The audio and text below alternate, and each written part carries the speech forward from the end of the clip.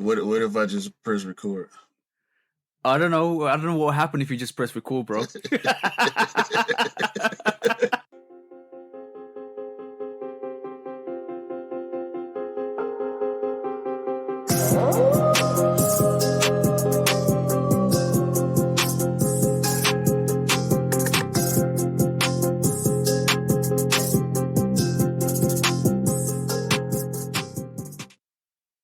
Hey, what is up, guys? Hope you're all having a great time out there. We are crispier than ever. Got new setups going on, new mics, new upgrades. The Pseudo podcast has just been slightly upgraded, as you can hear from the audio, guys. But welcome to episode. Turn your mic down just a little bit. Okay. Just a little, because you turned up. I forgot how much you turned up. Yeah, the thing is, when we're talking normally, we're like, yeah, bro, what's up? Yeah, well, we got this program, and you can't hear us, and all of a sudden, I'm like, yo, you know, podcast is on, bro. Let's get in there. Let's fire some gunshots out there, bro. You know what it is, bro. Continue with the intro, though, please. Episode 96 of the Shoe Dog podcast with me and the amazing, fantastic Shoe Dog. All of the things you want to know about us, guys. Q808 Kicks ATL. Make sure you go like, follow, subscribe. And what are we here to do? What are we here to do today, bro? What are we here to do today? Same thing we do every time, bro. Try to take over the world. Yes, exactly that, bro. Exactly that. But yes, as you can see, episode 96, please do like, follow, subscribe, comment, chat to us. Let's have a conversation. Let's break it down like we always do, guys. It's always been great. We're 96 episodes in. Christmas is around the corner. Santa Claus is coming to stay. Santa Claus is coming to give us our sneaker presents. And you know what it is, bro. It is going to be a fantastic year. Thanksgiving is out the way. And now it's full sleds to Christmas, bro. Full sled to Christmas. Yeah, man. It's Christmas don't feel the same, bro, to me. I don't know if it's just getting older or definitely the times change, you know, the way people shop, the way the mall used to be versus the way the mall is now. It just don't feel like Christmas, you know what I'm saying? You see the commercials and you hear the songs when you go in the store and you see people with decorations on their cars and on their houses and stuff like that, but it don't hit the same, no. You know what my girlfriend said to me the other day? Not the other day. She's been saying this for years now, and I kind of now understand what she means.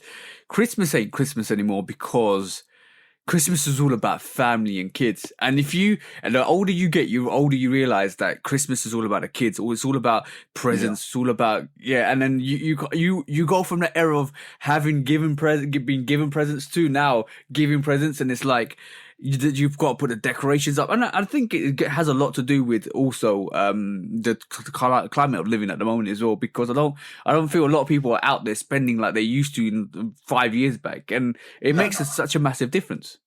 I mean, that all that stuff, you know, factor in, but the overall effect, you know what I'm saying? Especially the part where now you doing all the buying, you know? Yeah. Yo, when did I grow up? You buy for yourself year round, you know what I mean? So it ain't like you waiting on a holiday for somebody to get you something. You done got it already, or you planning on getting it already for yourself. So it's just not the same. Yeah, I know, it's bro. Okay. But I ain't tripping. But I'm gonna say one thing though, like with the whole complexity of that is, you know, when you're younger, right? You're like, all right, cool. I want to grow up. I want to grow up. I want to be a big boy now, and I want to kind of do big boy things. I want to I want to drive a car. You're sitting there like maybe a 10 or 11-year-old. Yeah, I can't wait to get older where I can go out, drive a car, and go to the clubs and all. You're not even thinking that. You probably like when you're 13 or 14, you're like, yeah, I can't wait. And then when you get older, you're like, damn it, this is the human curse. Damn it, I wish I was young again. Like you know that feeling. That's the human curse. It's forever chasing youthfulness. That's the human curse, bro. Absolutely. You wish you were older when you're younger, but you wish you're younger when you're older. And then when you get old, you're like you hopefully don't have much regrets, but you're looking back and thinking, what could I have done differently? See what I'm saying? I really wish I could have just stopped at 24 and stayed there for like 10 years. You know what I'm saying? I learned everything I needed to learn. Yo, the common question is right, and I think we'll start with this. The common question is, what would you do if you could go back with the knowledge you have right this moment in time? Yeah. With the knowledge you have right this moment in time, Nah, what would you go back if you could go back 20 years? Bruh, and this is the thing. I don't hate my life. You know what I'm saying? Yeah. So would I want things to be better? Yes. But I would still want to know the same people. I would want to know more people too and different people, but I would still want to have my same friends. You know what I'm saying? I would still want to have my wife and, you know, my circle and people that that I really know for real. When you change it's the butterfly effect, bro.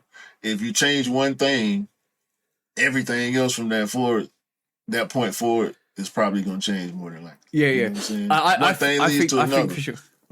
I think for sure what I will end up doing is I don't think it's because nobody hates their lifestyle. I think everybody in life has regrets. Like, not regrets.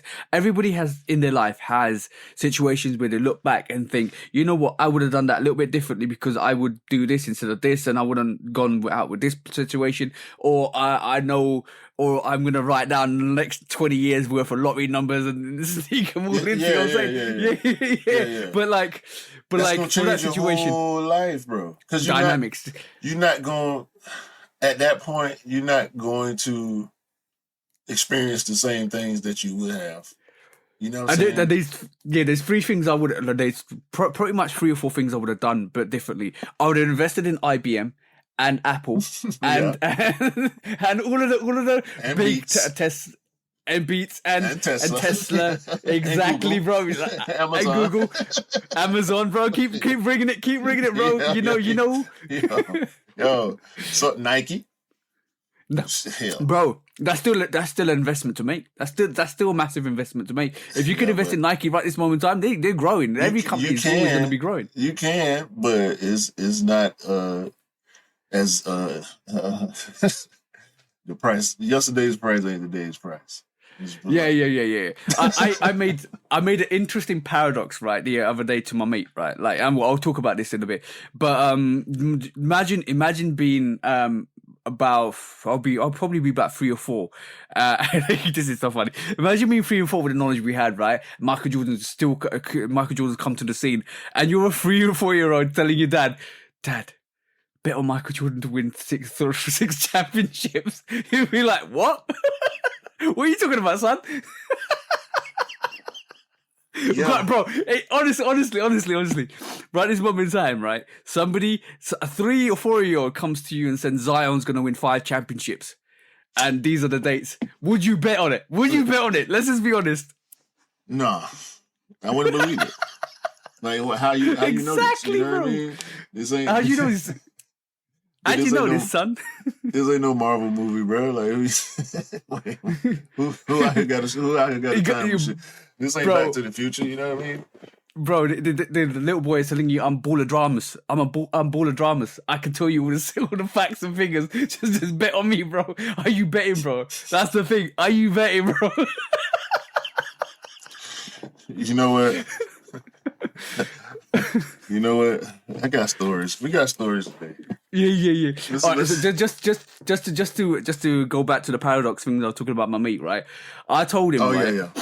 My bad. I told him, imagine you go to a casino. Imagine you have a superpower. And one of the superpowers is you can go back a minute and kind of change the decision you want to make. And he goes, "Oh, that would be dope." I said, "Okay, that sounds dope, right?" That's a movie. But what? No, I know that's a movie. But like, imagine now, right? You can prove that some things are rigged. And he goes, "What do you mean?" So if you go into a casino and you bet, and you like either theory to him, like the casino always wins because they always take the highest bidder's bet and they take it and cancel out. And basically, if you put 10, if all the other opponents put down like a grand bet, right, up to $1,000 or something bet, and you, like just in theory, and you put like a 10 grand bet in, they're gonna let the other people win and you lose to get your highest stake. so that basically they get a higher volume. So in realistic terms, they're earning your 10 grand, but losing maybe 9 grand, or they're earning 10 grand and losing like 5 grand, and they're still in profit. That's the way they work it. So like I said to him, you can prove that. So if you could go back in time, like a minute, right? And you put a bet down, and you put 10 grand bet down, and you lose that, but then you know what the winning number is, and you go back like a roulette, and you go back and put the bet down on the winning bet, and you still lose. That's the way to prove the system. He goes, raw, bro, that's a good dope way. And then you realize if the system's rigged or not. So like, it's like the same theory. If you go back 20 years, got all the numbers for the last 20 years of the lottery numbers, and you put them in, and you still don't win, then you know the system's rigged.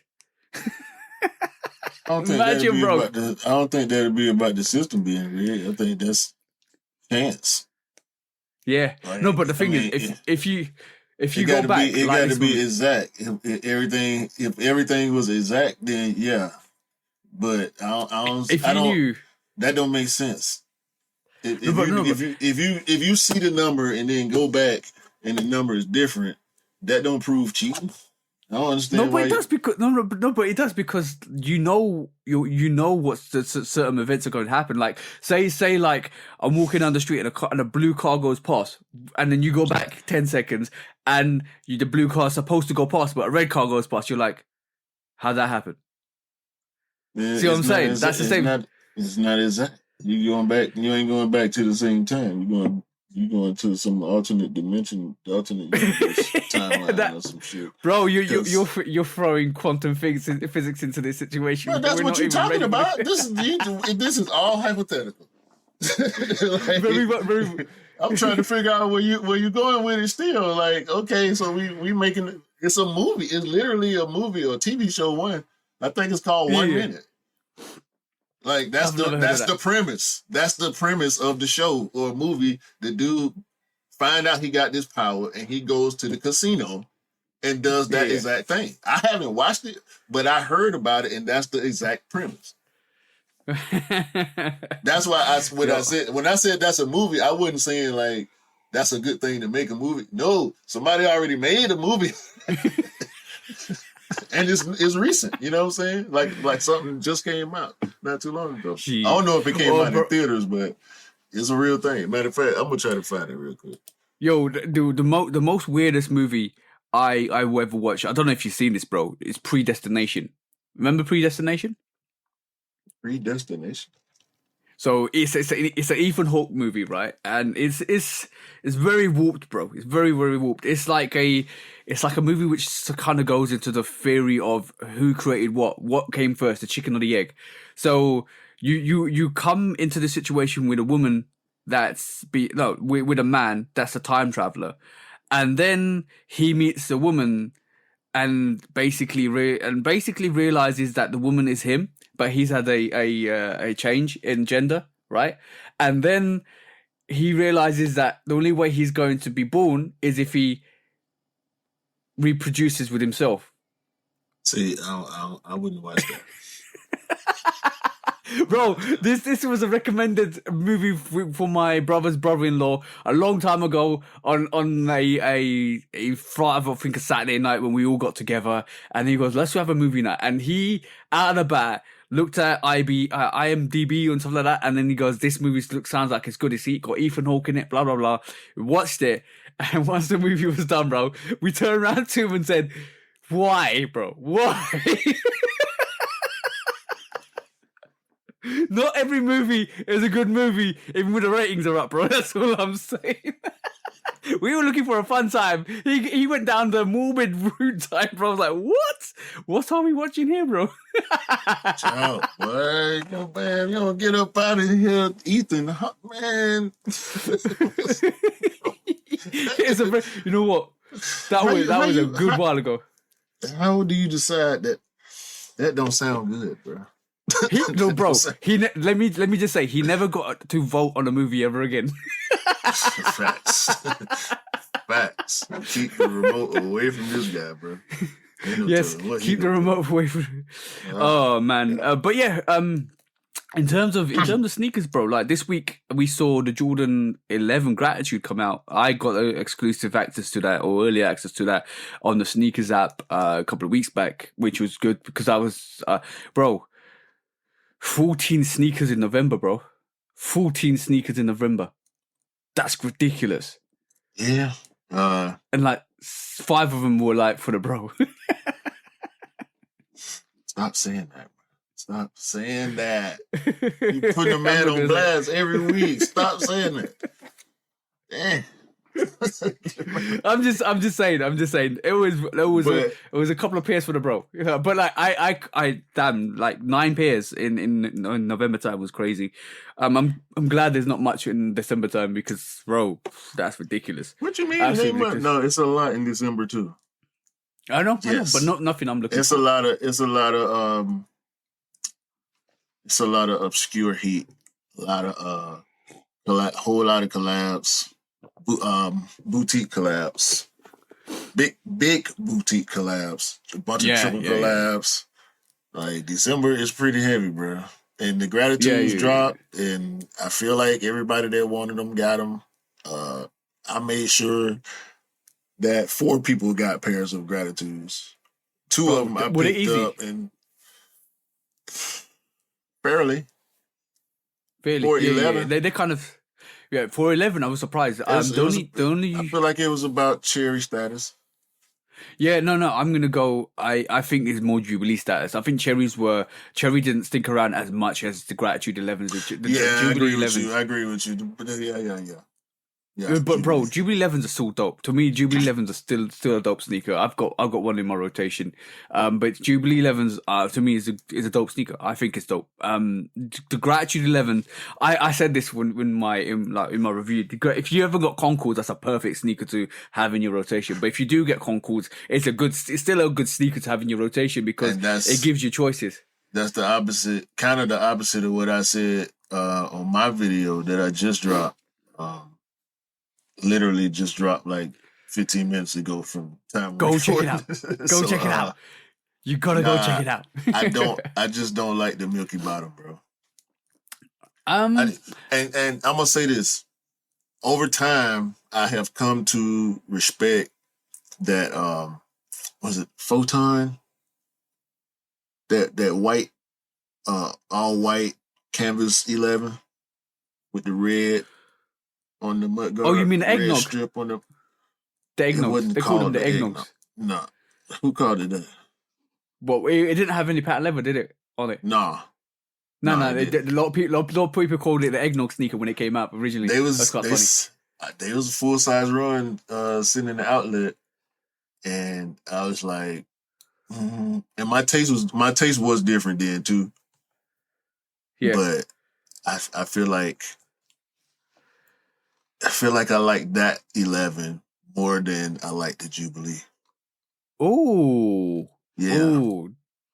Damn, that's a statement. That's actually a statement. But the DMP, the DMP, or the Gratitude rather, I wish they would have made it the DMP again.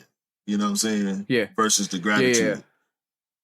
Yeah. I said I'll wait on Concords. I said in my review, like, if you haven't, this is the Concord 11, aka the DMP 11, aka could have been either the two, but this is the Gratitude 11. I do kind of understand some of the storyline to it or the background to it because this is the sneaker you're talking about, the platinum tint, yeah. Platinum tint, yeah. Yeah. A lot of people when it came out called it the eggnog sneaker for some reason, but because it looks a bit like Christmassy eggnoggy, but it come out at that same time as well. But like, but the thing is, with the Gratitude 11, bro, I'm gonna say this: the leather upper on that sneaker is dope. I like the leather upper on the sneaker. Absolutely dope the way they execute that. Yeah. It's soft. It is just so nice, bro. The tumbled leather on that is so nice. So nice. No, it's dope. I said that. I mean, I just don't like the bottom, bro. And that's enough to keep me away from it. I mean, the bottom of 11 is so important. Yeah, the Milky Bottom on the eggnog, if you will, is cool because it's the color of the sneaker. You know what I mean? Yeah. That and on pictures it looked more gold before. It's like the closer we got to release, the whiter it looked to me. You know what I'm saying? Yeah, I'm like, I can't, bro. It just don't do it for me. The thing is, what I did say It's is dope though. It is really dope. I ain't hating on nobody. You know what I'm saying? No, bro. You're giving They dope. your honest opinion. You're Yeah. basically giving your honest opinion. I respect that. I like the milky outsole. It kind of means that over time, when it does age out yellow, it's just there's not much of a difference in color in terms of going from that milky white to age out. So I like that. And bro, like if it looked exactly like a Concord 11, then I wouldn't have got it. I there's little subtle differences. Gold jump man, leather upper, milky outsole makes it a bit different and makes it stick out, which I kind of like. It's different. It's different enough for me to buy it. If it was a DMP, perfect. Like I would have still bought it. If it was another Concord 11 release, like ironically, I wouldn't have got it because I've just already got Concord from 2018 when they last released. So I'm like, nah. But the whole like shout out to Warren for this. The whole message about gratitude, giving back, all the thank you letters, all the thank you notes on that sneaker as well, like on the tissue paper, the thank yous on the tongue tab as well, the thank you on the box as well. That was like a nice shout out to everybody that said, oh, Jordan Man say thank you for actually rocking with us. But ironically, he dropped a message in our group, like our international sneakerhead group, right? And he goes, it's really funny that these Jordan 11 are sitting. And I goes, yeah, but because Jordan Brand won't say thank you to everybody that actually rocks with us and they're sitting. And I said, bro, did you get a pair? And he goes, no, because I got Concord 11s. And I started laughing internally. I wanted to say something back. I wanted to reach back and say, bro, you're not even buying it because you're not even saying that. What, Jordan Brand, we still rock with you. Thank you. That kind of made me laugh, bro. That's marketing. That is straight up marketing. To me, it's an excuse to make the shoe different. I mean, I get it, dog. With the leather, it's a different sneaker. You know what I'm saying? So that's the theme. They went with gratitude. You know, they did it with the paper and the box and the campaign and everything. Full respect, you know what I'm saying, to that. Yeah. But if I ain't got Concords and I ain't get it. Because I want Concords. Because you want Concords, yeah. I was having an interesting. And now we know we ain't getting no DM. We know we ain't getting no DMP for at least another 7-8 years now. So.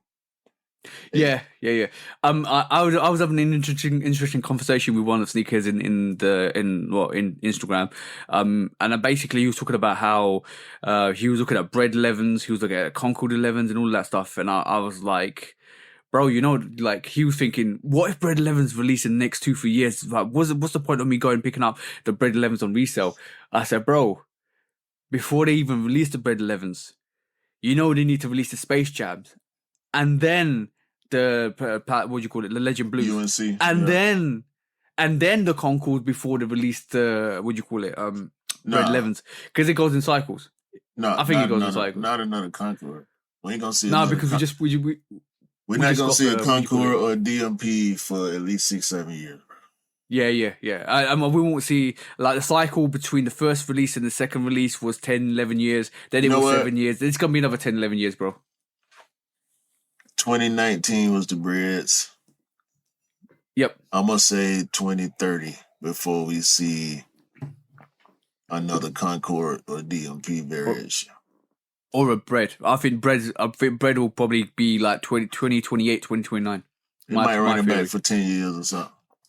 Yeah. Yep.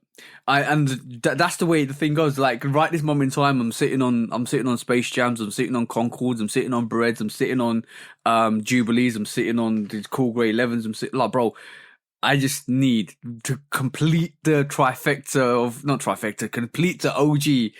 It's just that a Legend Blue 11. I hope it comes out next year because, like, it was rumored to come out this year before they cancelled it and they kind of released this sneaker, this Gratitude 11. I just hope they release that next year. We dope, bro. Absolutely dope. Wasn't it this, bro? Rumors are crazy. Like right this moment in time, there's so many rumors about Amman years and this and that, and like I'm sitting here thinking, here we go again. everybody is talking the same way they talked about in 2022, 2021. Oh, this is coming back. This is coming back. We're going to get Raptors, Bulldogs. We're going to get Legend Blues. We're going to get this. We're going to get Gammas. Bro, nothing came out. Where is it now? Where is it? What you expect? Like, we already, I know people. We already quote unquote know what's coming out in fall next year. Yeah. So like it is what it is, and it's getting worse. The news, everybody, racing to be first on hints, and then they start making up stuff to try to add substance to a report, or try to create enough content to write a full article, and the mock-ups start flying. You know what I'm saying? Yo, like, bro, we could do the same thing. Let's do this. No, we could do technically. No. We're not gonna do it. We're not gonna do it, obviously, but we could do the same thing. Oh, well, bro. But that ain't what we do. Ray Air 4s are coming out next year. Let's write an article. Go on, let's do it. Easy, bro. No. It's easy. Let's make a rumor up. Travis is going to Adidas. Let's make a rumor up, bro. It's that easy. Let's get it through the grapevine. Let the grapes mature. Let's squish that information. Let's conduce it with additives and then put it into a bottle and sell it. That's what it is about, bro. It's rumors through the grapevine. People pick up stuff and all of a sudden they run with it and they sell it in a bottle and to get the clicks. And that's what it is, bro. That's what it is. And it is what it is. And it still aggravates me from time to time, but I know this is what it is, so I take it with a grain of salt. Maybe I want to talk about it because I'm excited about it, but most of the time I'm like, hell no. They talking about fall 24. What's the point in going down the super speculation route on something that's already kind of obscure? You know what I'm saying? It might be, yeah. It might get some motion if it do materialize, but I don't want to look that far ahead on hints and shit. You know what I'm saying? It ain't like I'm not talking to these people that's giving out this information at this point. You know what I'm saying? So I'll save that for then when I'm actually getting the information from people that know what's going on for real. Yeah. It's not second the whole social information. The whole social platform is weird to me sometimes because. Like I would love. You know what? The best thing to judge is right this moment in time is write down rumor where it came from, who escalated it, and then go back and debunk it if it was true, and then work out the statistical percentages of who actually was correct, and then you can realize who talks the true facts and who doesn't. Because right this moment in time, a lot of people jump on a lot of things and.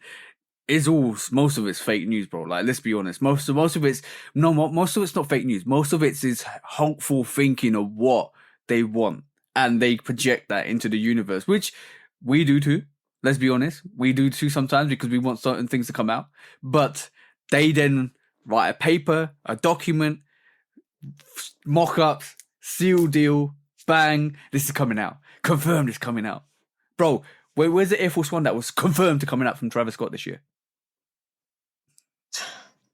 Why are we still talking about this? Because it's fun. No, it's story time. It's story. All right, cool. Let's go to our first quick strikes. Here you go, bro. Tell me about your story.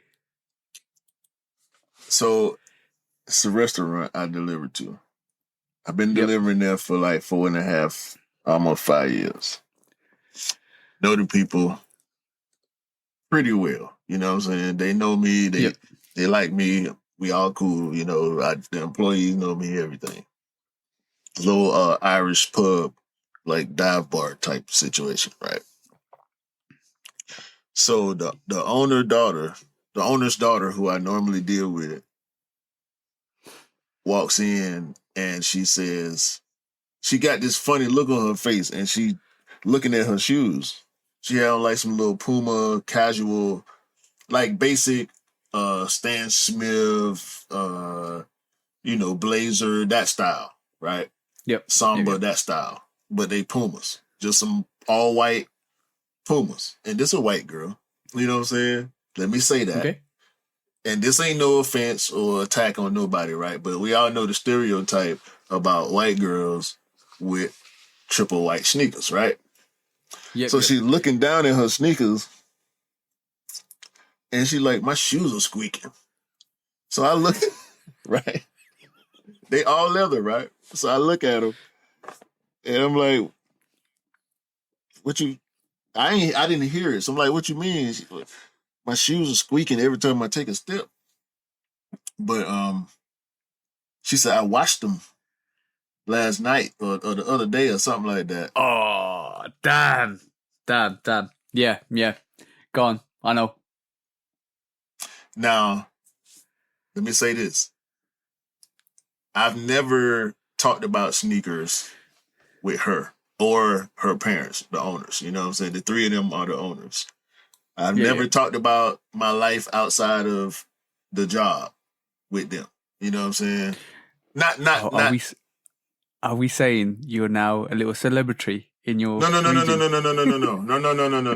No. I ain't going there. So I say to her, I said, you can put some powder in it because, Air Max squeak. Yeah. You can put powder under the, whatever So I tell her that. You put powder under the insole or, like rub some powder. But I said, wait a minute. How did you wash them? She said, in the washing machine.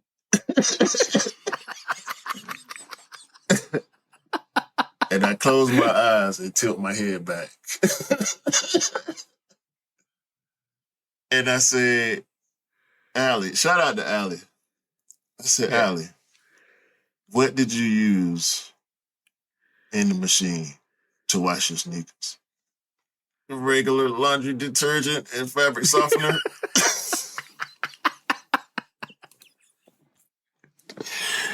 Allie, I said, no. Well, I said, Allie, I'm into sneakers. This girl say, I kind of figured that. I said, what you mean you kind of figured? She goes, well, I feel like I can kind of tell when a person got style. Like I only see you at work, but like I feel like you the type of person like you could dress well. It warmed my heart. Oh. It warmed getting my recognized heart. out here. Keith's getting recognized out here. But I told her thank you. And then I proceeded to break down the rules of cleaning sneakers. You know what I'm saying? You got to. They make products for this stuff, and the more you washing them like that, and you burning out the glue, and you tearing up the coating on the leather, so they gonna wear out faster, and blah blah blah blah blah. This sneakerhead mumbo jumbo shit, right? And she sat there and took it, but she then said, "Well, I was about to throw them away." No, bro. Look. No. She said she had them for like 4 or 5 years. Every time she think they cooked, before she throw them away, she throw them in the washing machine, and they come out good every time. Just clean your sneakers. That's the easiest thing you could do, bro. Like you need to clean your sneakers because you got to make them look good. You got to make them look presentable. You know why they squeak? Because she didn't wore off their coating. No. And it's not probably not the best quality leather. She said she paid like $40 for them. Okay, cool. That could be it. Pleather, you know what I'm saying? And she washing them, and yeah, it could be because also it depends on the outsole. If it's foam, you got like voids, or you got basically the bubbles within the actual manufacturing that's water in. It kind of oxidizes. You know the whole process of So basically, as soon as like this is what happened to Benzino sneakers. Shout out to the bro. I haven't talked to you in a while, but I need to reach out to you. But Benzino went into the shower with his slides into like a, like on a beach or resort, you go into a shower Yeah. with your slides on. Yeah, he went on the biggest mistake he could have done because water got into the actual EVA foam and then it started squeaking, and that's where the squeak comes from. When it's moisture there and you have the compounds squeaking together, that's where the squeak comes from. And you Probably get hit it with squeak, a hair squeak. dryer or heat gun or something. But you got Or you throw got to them in crease the that dryer out. for what? Huh? You gotta bro, what? if you throw them in the dryer, they might melt on you, bro. As soon as you take them out. Yeah, so you could put it on a low setting, bro, for like 5 minutes and just see what happens. Yeah, exactly. But yeah, Crazy. that's when in pleather, in leather, in foam, and everything like that. If you get moisture in it, it will squeak because it's the moisture that's creating the lubrication for the fabrics to squeak, and that's where the squeak comes from. Well, now her shoes just leather and rubber, so I'm guessing if Oh they're yeah, leather rubbing up against each other, you know how that goes. exactly, bro. Some But yeah, weird. that was an interesting.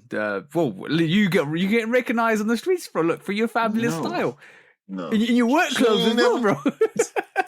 Watch out, bro. See, I should have left that part. I knew I should have left that part out. What do you mean? Who left that part Left out? that part out. It's okay. It's okay. What's your story, man? Okay, cool. We'll move on to the next quick strike. But basically, bro, I'm gonna say one thing to all the people that wear Uggs, right? And basically, I'm gonna say this with my chest out. Your Uggs are fake. Your Uggs are fake.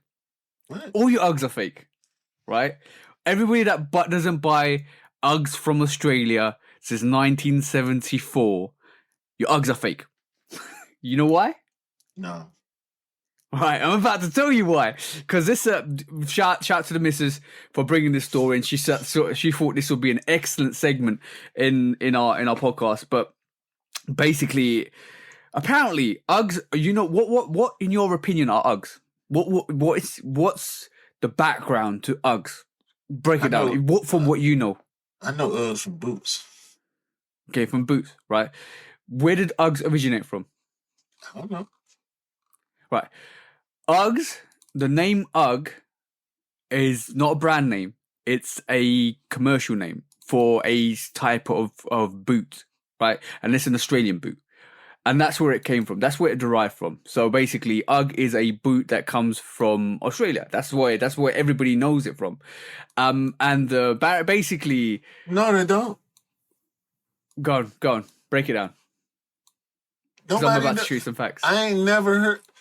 Okay, you can show facts, but you can't say everybody knows. People from Australia might be familiar with that if they know about Uggs, the brand. But Ugg, the brand in America was boots and slippers and woolly socks and shit like that.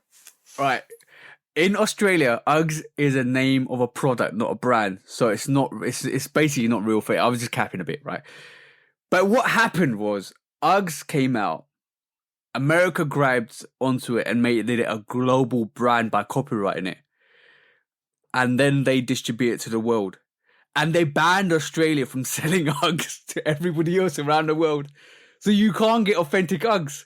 You literally cannot get authentic Uggs unless you buy them from Australia. If you want the original Uggs that come from where it originated from, it's an Australian product. But obviously through consumerism and marketing, the Americans took it, patented the name, made it a brand, sold it globally, and now you've got two brands: UGG Australia, originally from 1974, which is the original company that made the UGG boot, and Uggs. That's it, Uggs.com. And Uggs.com is the American branded company which sell the same product that the Australians made globally.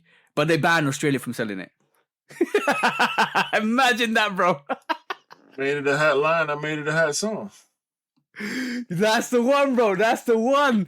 Absolutely dope. You are spot on with what you just said. And that was kind of the reason why I said your Uggs are fake.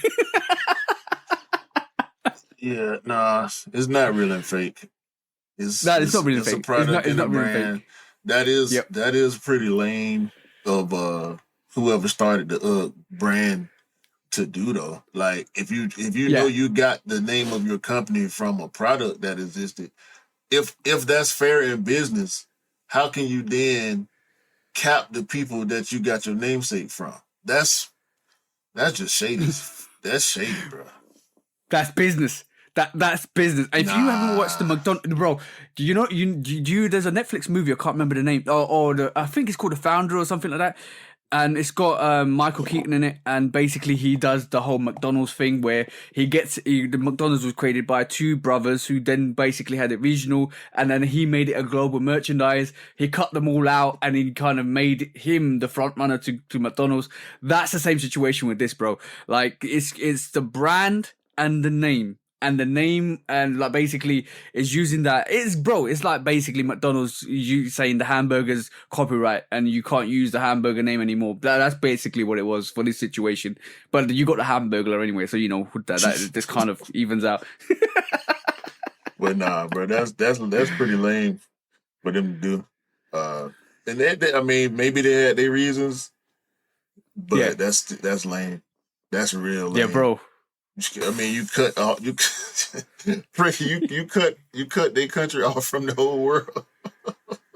Pretty much, bro. They're pretty much. You cut off a whole continent from selling the product to the rest of the world because you salty because they stake their rightful claim to the name.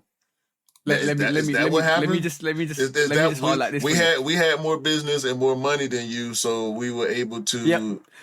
Let me read this. Get the name globally, and it's against the law for you to use the name. That's whack. Yeah, bro. Look, listen. To add to this, the company that owned the UGG trademark in the US actually sued an Australian UGG manufacturer for taking and fulfilling orders online to the US and won. They basically stopped any Australian companies from selling UGG boots, which is generically termed in Australia to anybody outside Australia. Basically, UGG is a generic term in Australia, right? This is an absolute FUC Arcade. Shout out to Stephen FUC Arcade from Ski Man. And in my opinion, the Australian government should have stepped in and made UGG a protected term, just like champagne is to the French. That's how deep it is, bro. Because if you say you're all right, you know champagne. Champagne only comes from France. Champagne is a region in France which manufactures champagne, right? Yeah. So that is exactly the same thing as the UGGs like and cognac. The US. US went like this, it's just rubbing like their hands together. It's just like cognac, just like tequila. If it ain't made in Mexico, it ain't tequila. If the grapes didn't come from Cognac, France, it ain't cognac. It's brandy. Yeah. Exactly, bro. Like that whole situation, the Australian government should have stepped in, but like US just rubbed their hands together and said, "This is an opportunity, guys. Don't say the US is whoever, bro. Whoever invented that company. You can't blame it on the whole damn country. Yeah, but guys, your UGGs are fake. That's the one. So go back, check your UGGs out. If it's got UGG.com on it, or if you just got UGG, then it's not an authentic UGG from Australia, guys. It's a commercialized version that you're wearing. And you know what is really funny? I actually got my missus UGG socks, which are thick. And then she read that, and we went upstairs to a drawer, opened it up, and then it was like, yeah, these are fake. Because you can't get Australian UGGs outside of Australia, which is just jokes, absolute jokes. So the more you know, guys. See, you keep doing your research. Knowledge is power. Anyway, next quick strike, bro. Hey, Vanessa Bryant says we're going to get 3 times as many Cubbies on this reverse Grinch. And yep. Hopefully moving forward as well. I'm going to roll with Vanessa. I did get exclusive access on the reverse Grinch. Did not get the pair, which is fine. Okay. This is the one time I really do appreciate getting exclusive access, because I know for a fact I didn't try it for a majority of the Kobe's that dropped in the Yeah. past 5 years. You know what I'm saying? And I Hmm. take L's every single time. So they actually honored the exclusive access rules of the Kobe L's and whatnot. And yeah, so I don't know. Family, friends, children, Vanessa want everybody to be able to have Kobe's on their feet, and especially the hoopers, the young hoopers, like she always said. So seems like she living up to that. We gonna see in a few days when they drop. How many W's we see. We should be able to tell because normally you don't see that many W's on Kobe's online. So when they Hmm. drop, I'm gonna be watching Twitter to see how many W's. Shout out to Steph Kicks. I know he copped up here, and he was shocked that he copped up here. I'm hearing before this release, before the exclusive access was given, I was hearing. I left it on my TikTok. I was hearing there's a lot of pairs of these Kobe's. There's a lot of pairs, a lot of things coming out next year as well. I'm hearing Red Fours are going to have a lot of pairs. I'm hearing Military Blues going to have a lot of pairs. All of that stuff is going to have a lot of pairs. It's a good thing because isn't this what Kobe wanted from the onset? Like Yeah, people to have Kobe sneakers. The more people rock certain silhouettes, the more relevance it brings to that. An example of that is pandas, bro. Panda dunks. More like the more people wearing it, the more people gravitate to it. Gravitate towards it. The more people kind of rocked it. It's the same thing, and this is only doing Kobe's legacy and Gigi's legacy massive relevance and keeping everybody's thoughts and their prayers and stuff on the actual legacy. And I'm hearing Mamacita is coming out. Another Mamacita is coming out next year. There's loads of Kobe's coming out next year, bro. Even the Venice Beach 8, I saw rumors of that, and I left it on my sneaker news. triple black Triple foes. Black's coming out at near Christmas time as well. There's a lot of Kobe's. It's really good to see Vanessa and Nike doing their business, and this is what we was worried about initially when there was a disagreement between the two, because obviously Vanessa went a certain strategy, Nike probably went a certain strategy, and they came to a mutual compromise, and now we're seeing it being rolled out, which is magnificent, bro. This is a year in the making. Yeah, and we getting what we wanted from it. So, Bro, hey, like we keep saying this. The more you ask, the more you shall receive, and the more you keep persistently saying stuff, the more it comes into realization. So ask something of the universe, i.e., Nike or Adidas or whoever you rock with, they'll give it to you, and we're seeing that more and more. Like we want more pairs. More pairs are out. Sneakers are sitting. Sneakers are going on sale. We're picking up pairs. This is the ideal time to be a sneaker, and especially if you like. I know from a fact, there's a couple of sneakers that talk to me, and shout out to you guys that are just getting into sneakers right this moment in time. And it's good to see because when some majority leave, and there's a lot of majority that have left after COVID because obviously they were valuing the sneakers more than their actual appreciation of the design and build and concept of the history. They've left, and that vacancy has been taken up by different sneakerheads, and they're loving the stuff they're loving. They're not loving the stuff we're loving, and they're still growing the whole sneakerdom, like you want to put it, yeah, I mean, which is awesome to see. Absolutely awesome to see. it's I just hope it go the way she wanted to go for real. Yeah. I do hope, but the thing is, there's 3 more times the amount of pairs. Apparently, it was confirmed by Vanessa tweeting it out, Vanessa Bryant tweeting it out, and that's great to see. I don't care what it does to the value of the sneaker in terms of the resale But that value. I ain't that don't ain't pay. that ain't what we talking about. That ain't what No, she that's not talking what we're about. talking So about. it ain't no need to Exactly. mention that. Nope. Like that's the whole point of her trying to do what she can do so people can get the sneakers in their hands. That's why I said let's just hope it go the way she wanted to go. Yeah. That's pretty much it. And exactly. That's amazing to see. But bro, next quick strike. Here we go. This is where you might start taking some gunshots at people, bro. So let's just see what happens with that. Because I know you were a bit pissed about this situation with the SOLEFLY 8s. Go on, bro. Take it to the head top. So fly. Let me talk to y'all for a second. I wanna help y'all understand simple things, right? When we do this, there's ways of doing this, right? Shout out to Terrell. I keep shouting Terrell out these recent weeks. He wanted these Soulfly 8s bad, really bad. He been talking about them for a little while. And I told y'all a few parts ago that Terrell first collab was the I'm on my year 5s.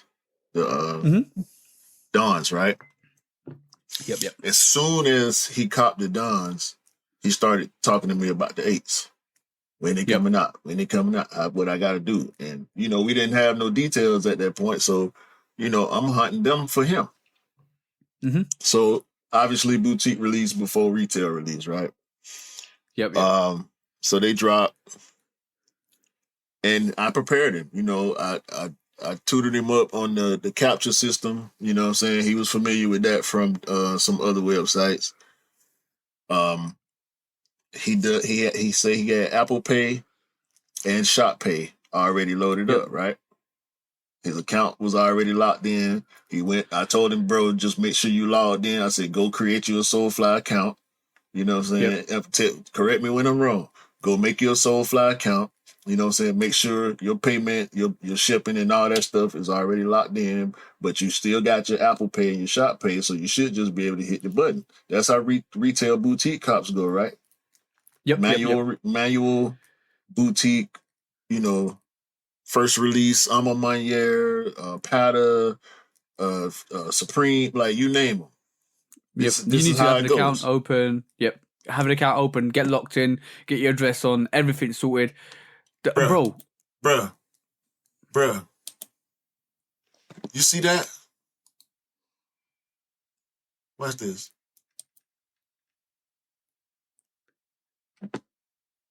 PayPal or Venmo. It's the only way you can check out these products from Soulfly. Really?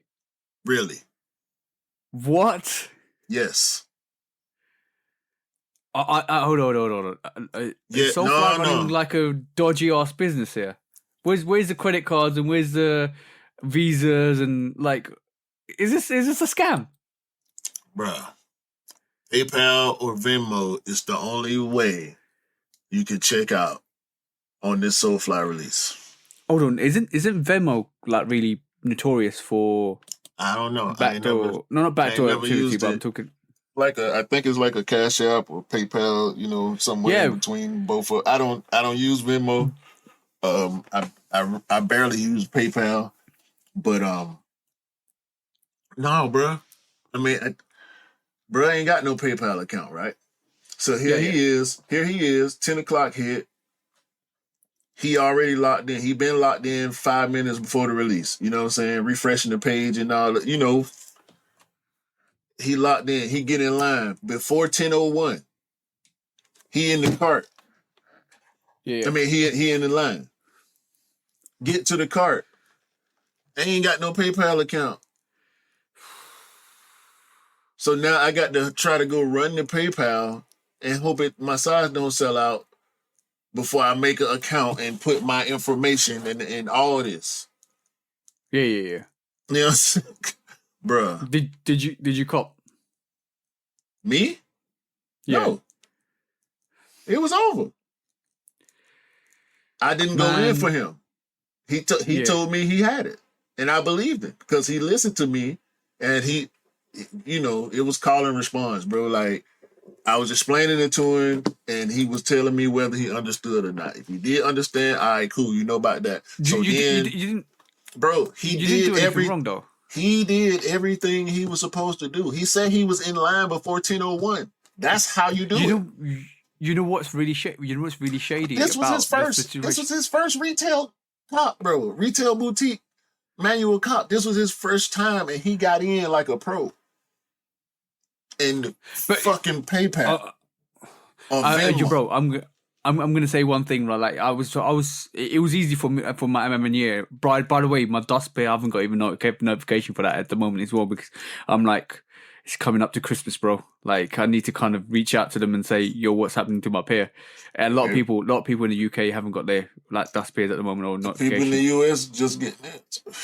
Yeah, no, but it's probably going to be next week. I think the 15th of December is the last cut-off date for like the 15 working days. So I'm going to give it next week. I'm going to just reach out to them. They put out a letter and said they was going to have everything shipped by a certain date. Yeah. I think the dust pairs with that dawn pairs for the day. But this is not what we're talking about. In case y'all thought we didn't know what we was talking about, I told y'all that before the release. But anyway. Yeah. You just like, it takes a long time, bro. It takes a long time. Trust me, it does. But you know what's really interesting to me, like that SOLEFLY created a whole new website to release this sneaker. That was a bit no. That's normal. I told Terrell. Okay. I told him the same. I said, bro, they gonna make a password page, and then when the release happened, the password page turns into the purchase page. Every boutique does that. Powder does it. I'm on my year. Social Status. Not Supreme don't do it, but most of the Union. Remember Union they made? Yeah. Then you cop manual on Union, or you got from Nike or somebody? No, you got from Offspring. Yeah. But that's how the boutique cops work, bro. They always make a separate page just for that release, so they don't want the traffic getting mixed up. Like they don't want the regular shoppers. It's like when you go pick up for a raffle, and they have people that's picking up for a raffle on this register and regular people on the other register. You know cool. Got you. They don't want to bring all that traffic, all the people that's trying to cop to their main site and jam that up. If something do get jammed up, let it be this independent site where it's not that much. The only products are these 8 products for this release. Yep. That's all you can buy on here. Ain't no reason to be on here unless you're trying to get these things so they can handle the bandwidth. You know what I'm saying? Okay, cool. Got you. So it won't crash like on sneakers or something. Bro, do you want to hear my? Do you want to hear my story with SOLEFLY? Yes. I went in and I put my size in and I put it on cart and I went to PayPal. Guess what happened? No international shipping. Yeah. No international shipping at all, bro. And I was annoyed. And I was like... See? I even reached out to them. I even reached out to them before. I was once again... James Whitney, y'all can say, and it's funny. The joke is so low hanging. I got to do it. Yeah, they say he's shipping to China, so why wouldn't he do international shipping on that 5 release? But once again, some of these boutiques, bro, and that goes to show me the fact that you couldn't get a pair, even though you were in fast enough to get it. Yeah, they don't ship international. Why? Y'all in Florida, bro. They in Florida. They on the East Coast. Bro, how easy is it to ship from there? I was 14 minutes late. Had my size. Put it in cart. Couldn't cop out. Bro, come on. 14 minutes late? Yeah. 10 and a half, huh? I saw that 10 and a half sitting there. Bro. When he finally texted me maybe like 10 minutes after, but I was at work, so I didn't see it immediately. Excuse me. So by the time I started texting him back, I went back on there, and I actually put the 10 and a half in the cart, but I hadn't spoke to you yet. Yep. And when I did speak to you, you said you couldn't get it. I went back in, and it was gone. Yeah, I would have had it. Had I spoke to you before I went to the website, I would have had your pair. Yeah, bro. I'm hoping that comes out to other retailers because that's very disappointing. It should. Like I want it to be like the SOLEFLY 8, like the SOLEFLY 8. I'm not SOLEFLY 8, SOLEFLY 13. That came out. It's up the top right there, and that's a beautiful sneaker. The way they did that box, it was absolutely beautifully done. I do hope that in 2 weeks' time we see a full release. Guys, if you don't know. Boutiques always do it 2 weeks earlier than any other retailer or in Nike, even Nike. I was hearing 2 dates for this. One was the 8th of December or the 9th of December, which was this weekend, just gone. And the other one was the 23rd of December, which is near Christmas. Those are the 2 dates you got to be wary of. So that makes sense. If it came out the 9th add another 14 days on that. That's the 23rd of December. So watch out for that. That should still be coming out in the UK, the EU, and the States as well, globally. That is a beautiful sneaker, and I do hope it comes out. And it's gonna drop the retail price or resale price. If I can't get it for retail, I'm just gonna go pay the resale price for it, because it's a dope sneaker, a really dope sneaker. Yeah, I'm good on Soulfly right now, bro. Like, this was a trash release. Venmo or PayPal only. That don't make no sense, bro.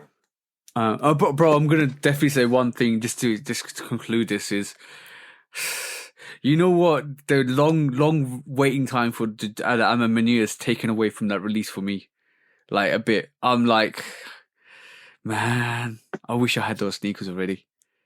Yeah. I wish I could be sitting like Q in my room, turning my chair around, grabbing the sneaker, sniffing the glue, getting high off the sneaker supply. Don't speak on my personal life, okay? Don't speak on my personal life. What I do when this camera ain't on ain't got nothing to do with nobody, all right? Next quick strike. Getting high off your sneaker supply. Next quick strike.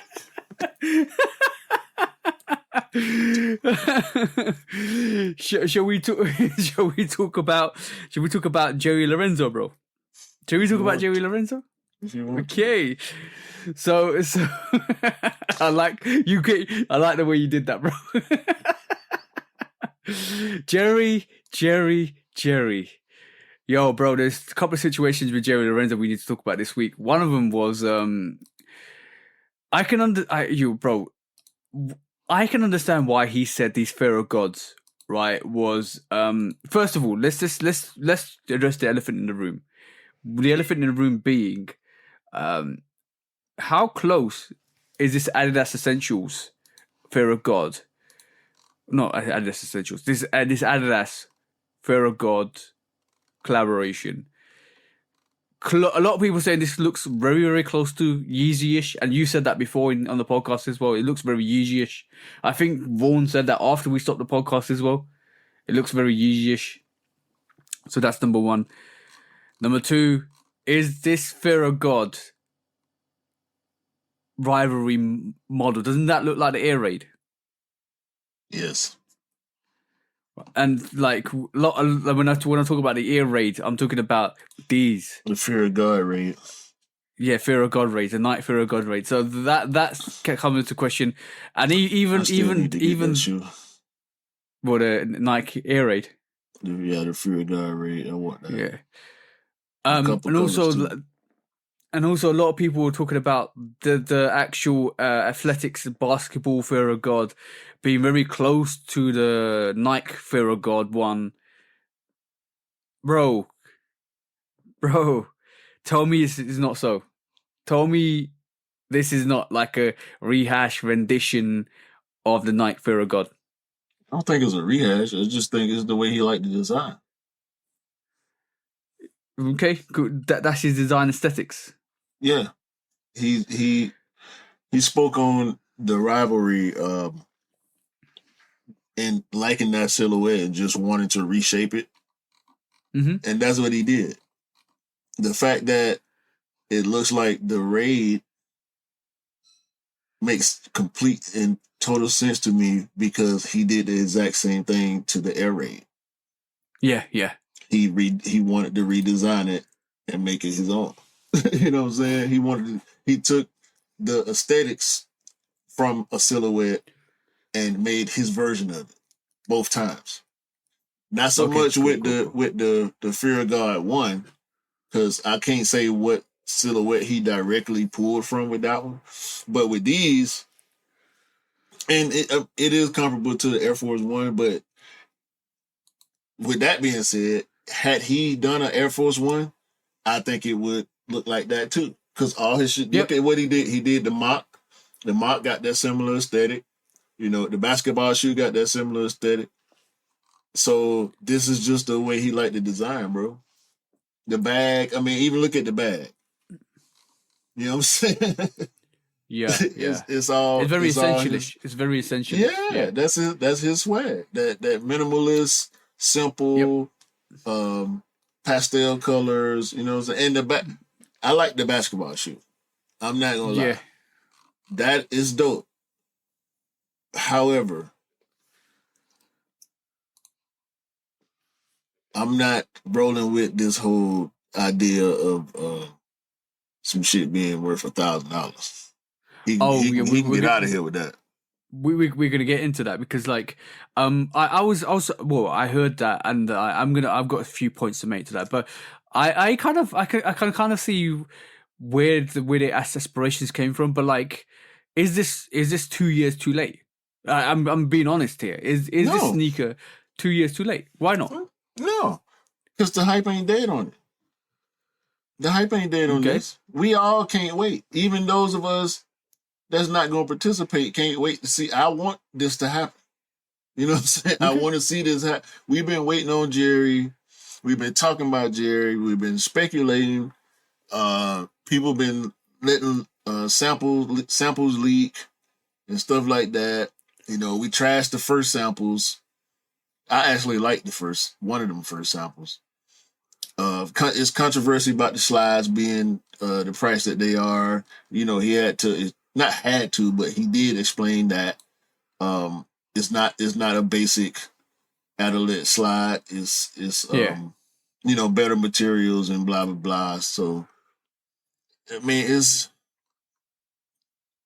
it's Jerry, bro. Like people love Mhm. Fear of God. You you have to factor that in. You know what I'm saying? You have to factor in how big of a fingerprint he has on the current culture Yep. I kind of see it, but without dropping a shoe. Mhm. Hats, the Fear of God. I mean, come on, bro. People, Okay. the Fear of God hat was reselling for like $150 when it first came out. You know what I'm saying? During the pandemic, people were reselling Fear of God hats Yeah. for double and triple the price sometimes. I wouldn't be I could. surprised. I would not be surprised to hear somebody say I paid $200 for a Fear of God hat at a certain point. Damn. Because That's you couldn't keep that them on the is. shelf. Resellers would walk in the store and buy the whole rack, every color, and they were $65. Damn. Like, come on, bro, it's Jerry, and that's a collab with New Era. Like, come on, Yeah, dog. yeah, Come on, dog. He doing too much. He doing too much for this to not be big. You know what I'm saying? It's gonna be big. yeah. Don't get it twisted. I ran Bjorn through the ringer last week, right? And I'm gonna continue to run him through the ringer if he's jumping out the window saying stuff like that. But Jerry can save them, but Jerry can't save him from the fact that Nike's still gonna be number one. You know what I'm saying?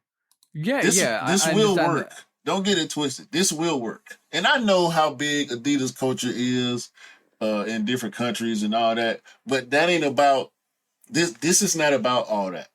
This is not about the football culture with Adidas and you know Wells Bonner and all the stuff that the comeback of the samba. This ain't about none of that. This is about Jerry, the biggest thing for Adidas, finally Yeah, giving yeah. people that's been waiting on him what they want. And I can see So the fear of God sweats with them basketballs and them forums right now. I can what smell the one hype. one thing I'm definitely gonna say is Jerry's whole ambition of he did the book very like kind of spiel to this where he said I want you to wear this to the basketball court and the club, and that's what he said as well recently as well. I want you to wear the Pharaoh Gods Adidas basketball sneakers on court and to the club, and you change your gear and go to the club with them. I can I'm with him. understand that, and I think that does. I think it does well with that whole concept. But the reason why So the reason why I just hold wanted to bring it on, up. right quick.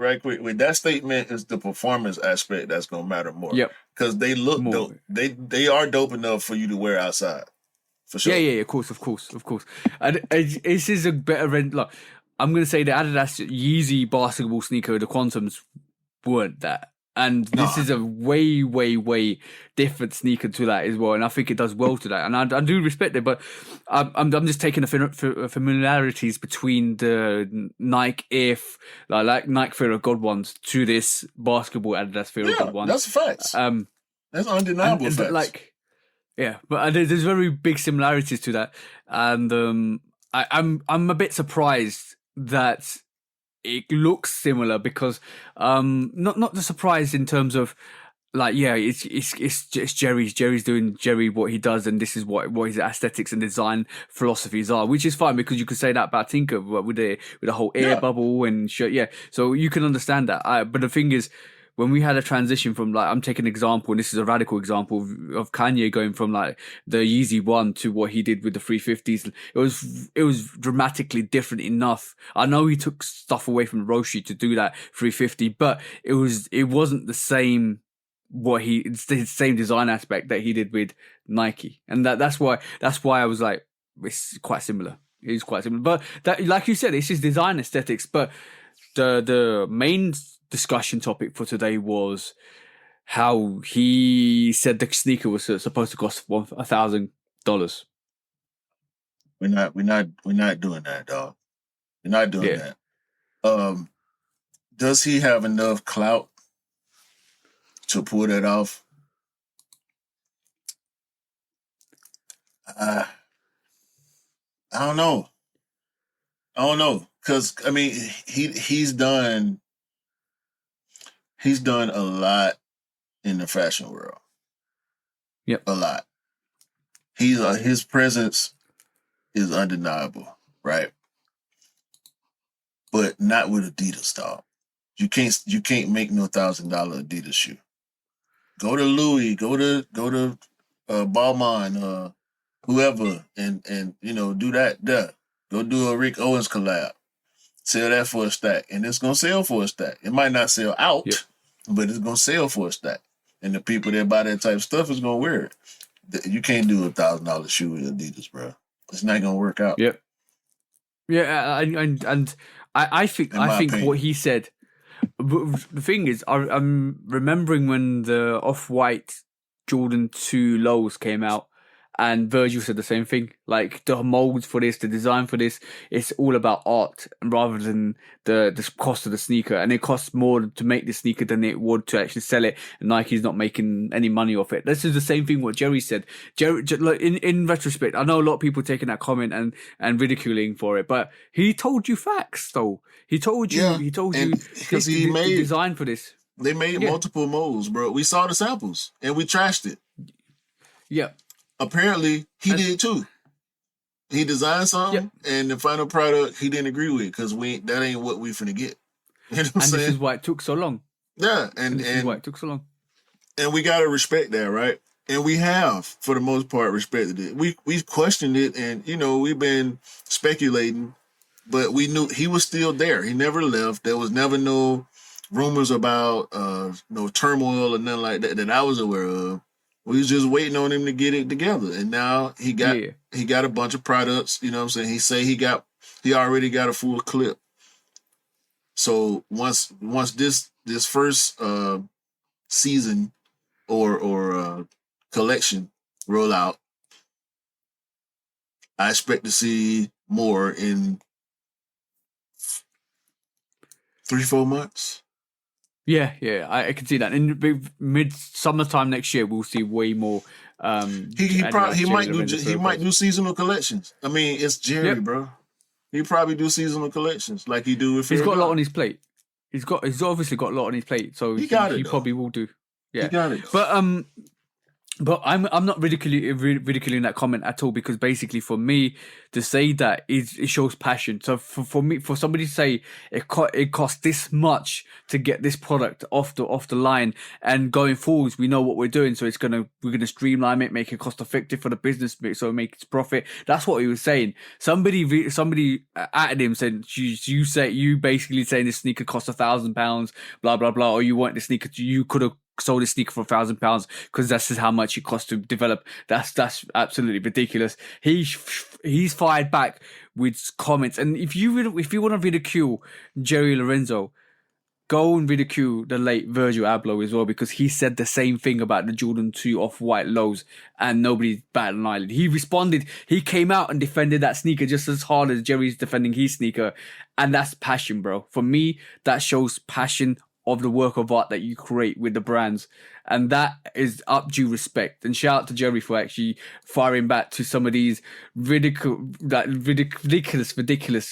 comments. So gunshots fired. Well done, Jerry, for that. Because, bro, it took £1,000. It took probably Unirate to cost and develop that, and what they produced probably will rate that sneaker to £1,000 for Adidas to even break even. So you got to respect that. But and for them to sell it for what, $240? They're gonna make it back with other products. So exactly. And now that they have these things already in production, they can do what they need to do. Exactly that. And but they still won't catch us though. It's okay. You're still on that moment, bro. You're still on that. No, Bjorn, stay in your position. Go after New Balance first because of Mr. Freshkers and Soleil and all of that stuff, bro. Like I can understand that. Like there's always levels to this, but yeah, right. Shout out to Jerry for producing something. Y'all ain't even spent $500,000 on bot protection yet, so y'all ain't ready for what we got going on. Bro, let's not even talk about bot protection, bro. Like you know how bad that is.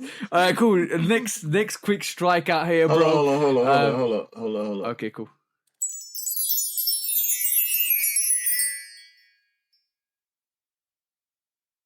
News tip for this week. What's the tip, bro?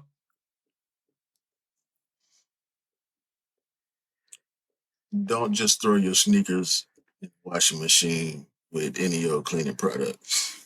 Okay? If y'all listen to us, you ain't walking around in $40 Pumas all the time. Don't try it, okay?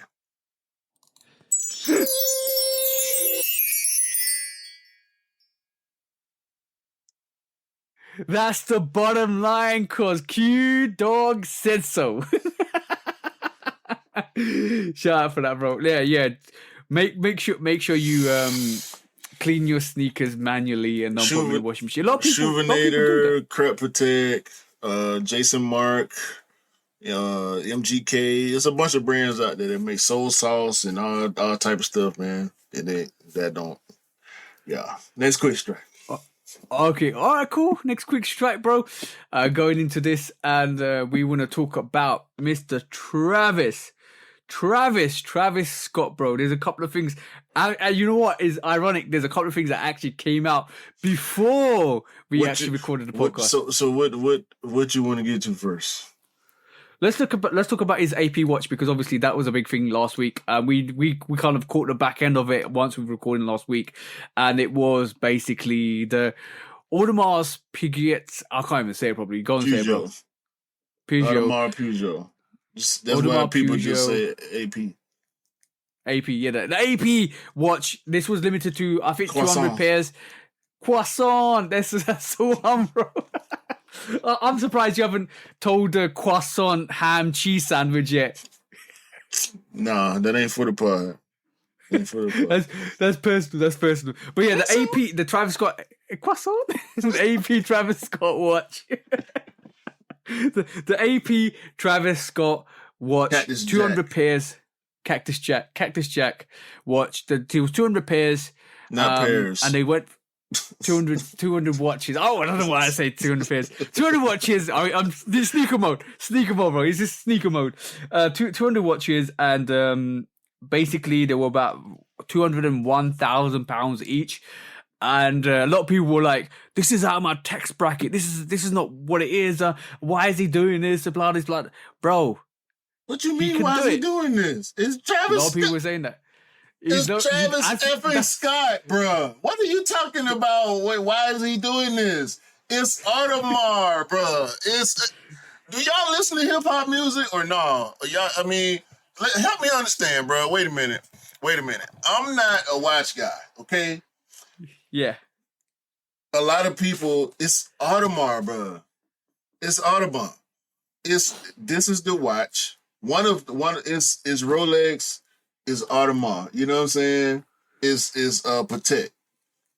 Those are the three brands, or three of the top brands of watches in existence currently. You know what I'm saying? Yep. Why? If you just want a shoe, wait on the next shoe.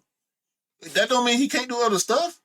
It's Travis F. Scott. The man just tried to do a concert at the Pyramids, bro. Why wouldn't he make a watch with AP? Come on, dog. Y'all gotta relax, bro. Man. Y'all gotta relax. It's because everybody wants everything that Travis Scott does, and this is at their price bracket. But bro. Well, wait for it. Tell him get in his comments and tell him to do a G-Shock. Just say what you always say about Travis Scott, because there's one famous quote you always say. What? He can do what he want to do. Exactly that. And this is Travis Scott advancing his branch out on the whole fashion industry and the watch industry, because he can do it. He can do this. This is him. He can walk into any realm of this world and do a collaboration with anybody he wants. Anybody hating on Travis can take this red card. Red card time, bro. And sit right on down. Just sit on down. Leave that. Come on, bro. It's Travis Scott. Bro, he did a collab. Y'all bought McDonald's because of him. Yeah. Why he can't make a watch? Bro, like, I'm gonna say this, like, it's Travis. He can do what he wants, and this is branching out his brand. There's levels to this in terms of like going from like a Nike or a Gucci or an Adidas, or there's levels to this, and there's levels to pay brackets as well. Just because this ain't marketed to anybody that's not in that pay bracket. This is marketed to the people that's in that pay bracket. Yeah, you see what I'm saying? Bro, only the biggest get these type of collaborations, bro. Only the greatest people, only the greatest marketers and advertisers, and like these McDonald's, bro. McDonald's. Yeah. You know what I'm saying? Like, what? He did a collab with McDonald's, bro. He kicked that whole wave off. Now you see other art. Cactus Plant Flea Market had a McDonald's collab because Travis did it first. Yep. Now, Travis ain't the first celebrity to have a watch collab. No. But Travis is the first of us to get a watch collab. Put some respect on Travis's name, dog. I know. You ain't got to like his music, bro. Watch the videos of his concerts. He don't need you to like his music. He don't need you to buy the watch, bro. It's sold out. Yeah. Because people love watches.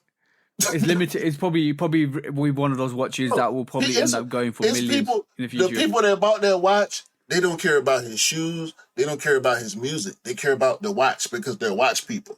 And they know this is a limited edition, only 200 pieces made, handcrafted. Like, yeah, dog, come on, man. We got to... Come on, man. Y'all think it's all about... It's not all about sneakers, bro. We do sneakers. We don't rule the world. Yeah, exactly. We're trying to take over, but we ain't got there yet. This is a great move for Travis. It's very good marketing, very good branching out of his brand name and everything like that. Like, and when we talk about Travis Scott and his relevance, and this is basically Travis saying, "Look at me, look how far I've become, and look how much I can do in the future." Like, for me, this is great. This is greatness personified, and like, bro, like you said, it's a normal person from the streets being able to do something magnificent. I don't know why people just want to hate. I know that, Rob, maybe you wanted that watch to be £200. It's never going to be £200. It's an AP watch. Wait for him to do a collab with Casio. It'll be 200. It'll be 150. Yeah, exactly. You know. I'm pretty sure you go and pick up that Soulfly watch. They did a Soulfly watch, didn't they? Yeah. It's one. I think Yeah, it's 150. yeah. So Yeah, it's so 150. like for G-Shock, Casio G-Shock, Soulfly collab. Yeah, go get that. I just don't understand. I just don't understand, bro. Like I know you want everything Travis. I know you support. You probably are a supporter of Travis Scott, but sometimes there's levels to this, and sometimes you find out you're not in that right level or bracket. This you know who would pick up these watches? People like Khaled, people like Frat Joe, people, Bro, celebrities, bro, millionaires, billionaires. bro. Like you see what I'm saying? You can get one. You could get one. I could get one. You could get one. Yeah. We could get one.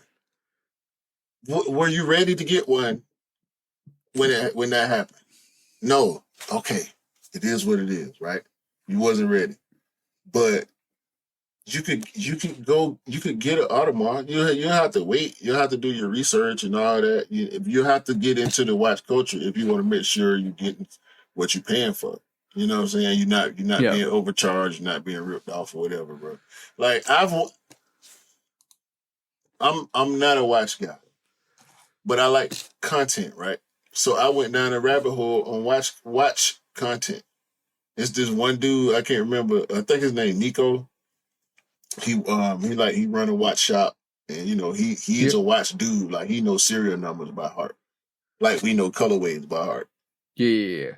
Bro, he can look at your watch from a distance and tell you if it's real or fake or not by the small details that the naked eye wouldn't get. Like this watch thing is serious, bro. We talked about it with Cam, didn't we? In terms of like we looked at Jacob watches as well. Yeah. Bro, there's like everything is like we like sneakers. Other people like watches. Other people like Pokemons. Other people like gamings. Other people. There's a lot of diversity people. The diverse hobbies out here. You need to be in that level bracket. I don't know why Travis was getting hate for this. It was 2100, right? That was 2100, yeah. I think it was like 2022 over here, 2250, something like that. Yeah. That's not what people paying for APs out here. No. When you turn on your favorite rapper and they talk about having an AP, it's when they say plain Jane, that means it's a factory watch. It's not, it ain't been altered by no jeweler or nothing. It came straight from Audemars like that. You paying more than you paying for that Travis watch. Depending on what it is. Depending on what it is, I don't know none of the series or none of that for AP like I do Rolex, because Rolex is a little bit more popular in the States, but dog, you ain't, come on, bro. You can't go get this ain't the conversation for this podcast. Yeah, that's not the only thing that happened this week. We know Travis Jordan 1 lows have been rumored to come out next year. I don't know how much I believe in that. What we're seeing is a sample pair. Let's not touch on that. Let's touch on what actually occurred in the sneaker world, and a lot of people gravitated towards. A lot of people don't understand. Maybe a lot of people don't understand the conversation to this. Let's talk about John McEnroe and Travis Scott. Pull up the clip, bro. Pull up the clip. So let's have a listen to this conversation. For those of y'all that don't know, before I play the clip, John McEnroe is a tennis legend. His sneaker, the Nike Mac Attack, which is now the Nike Attack. Remember that it went from Nike Mac Attack to Nike Attack. You can look it up. You can look it up right now. It's called the Nike Attack. It was his signature sneaker back in the day. Yep. Big OG sneakerhead sneaker. John McEnroe was an explosive figure. He was like the Draymond Green of tennis, cussing out referees, all type of antics and whatnot. Legendary. You know Legendary player, bro. So this is John McEnroe and Travis Scott on a Zoom call with Nike people trying to figure out this Travis Scott Mac Attack situation. The sneaker that we saw before the OG Mac Attack came back. Yeah. So let's listen to that. Q's gonna give his point of view. I'm gonna give my point of view, and let's discuss it. Pull up the clip, bro.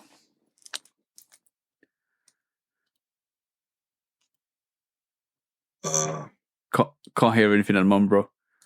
It's not playing. Okay, cool. Some technical difficulties. Hold on. Why is the clip not playing?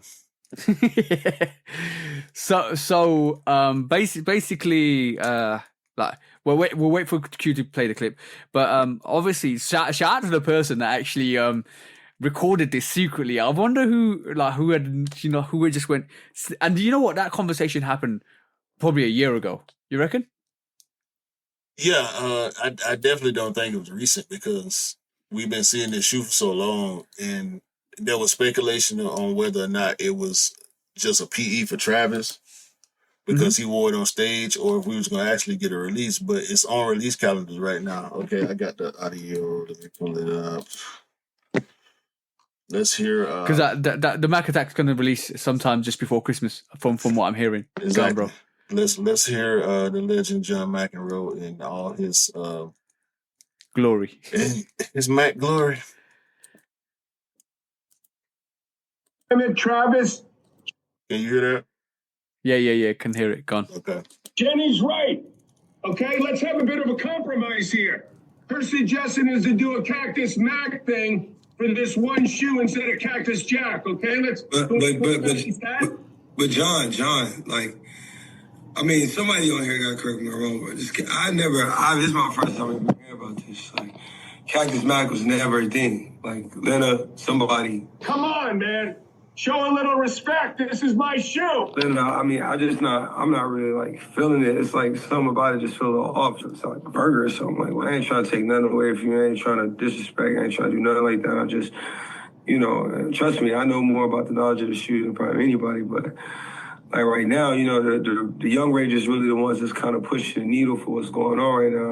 I mean, you just gotta trust me on this, bro. Like, wait a minute, look. Take a look at this, okay? You see this picture? Bro, I'm not trying to see no old photos. God damn it, Travis. Okay, cool. Now you got the conceptual argument behind it. Give me your thoughts, bro. Give me your thoughts. I hope you are the same thought process as I am at this moment in time with this whole thing. Go on. Give me your thoughts, bro. Give me your thoughts. Man. Bring it, bro. Woo.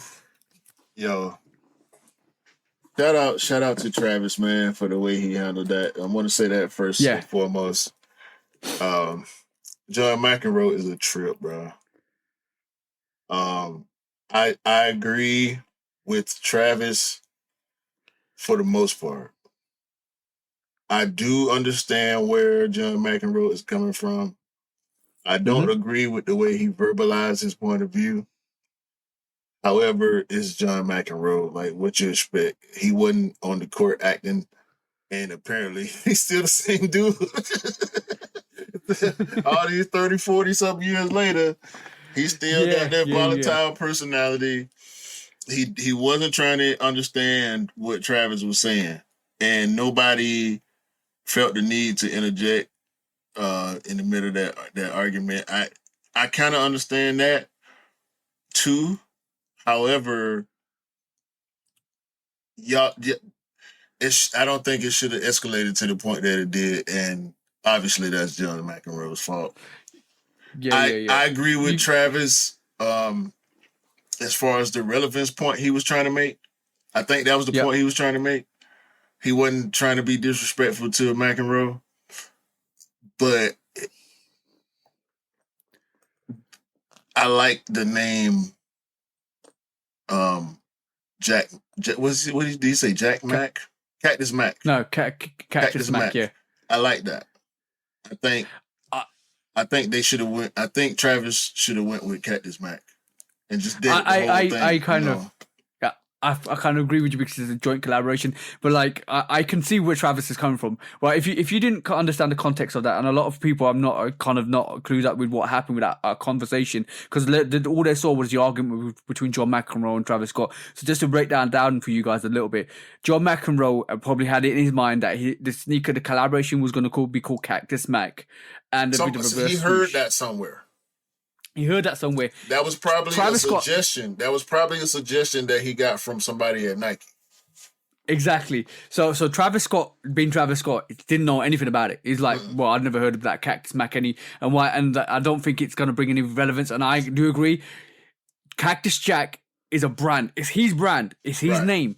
He's liable to that name. If he starts giving out this name like a gift voucher to everybody, that name is never going to be irrelevant. That name is never going to stick. That name is never going to be prominent to what it is at this moment in time. I disagree with that point. Cactus Donald's. What, bro? Cactus Donald's? Like, you know what I'm saying? Like, No. That don't sound good. But Cactus Mac I know. makes sense. Cactus Mac makes sense. And I think what he was trying to say is to John McEnroe, right, is I respect that you're a legend in this game. I respect that this is your sneaker. But truly so, I don't want you to use my name. That's what he was trying to get across, and I think John McEnroe didn't like that because obviously in his idea, Cactus Mac is dope. Like I'm with you on that. I'm definitely with you on that. Cactus Mac is a dope name for that collaboration, but Travis wasn't having any of it. No, and that's unfortunate. Because like I said, I disagree with the way McEnroe handled it more. Yep. I do. In hindsight now, feel like Travis could have worded it differently and maybe de-escalated a little bit, but that's not on him. That's on McEnroe and the way he reacted to what Travis was saying. So he didn't. I don't think he tried to understand what Travis was saying. He didn't ask any follow-ups to what Travis said. He just refuted everything. Like you disrespecting me, and I get it. John McEnroe is a legend, and it is his signature sneaker, but it belongs to Nike. And at the end of the day, Mac ain't on the Mac Attack no more. It's just the Nike Attack. And Nike's done this before. When they had disagreements and fallouts with the athlete, they still own the property. They just don't own certain brandings. Like when they took Deion's logo off the Diamond Turf. You know what I'm saying? If Deion's name was in the sneakers name, they would have changed it. You know what I'm saying? They've done it before. So, and then the thing I is, think John McEnroe. It seemed like based on this moment, which we know this moment is just a microcosm of the full situation. You know what I'm saying? But, otherwise, we've never seen a collaboration if it was going to escalate to that point. Yeah, exactly. But now it's just a Nike Travis collab. It's not a John McEnroe. They took his name out. Because obviously he couldn't handle himself behind the scenes. Yeah. It kind of the whole of the situation to me is who pushes the needle further.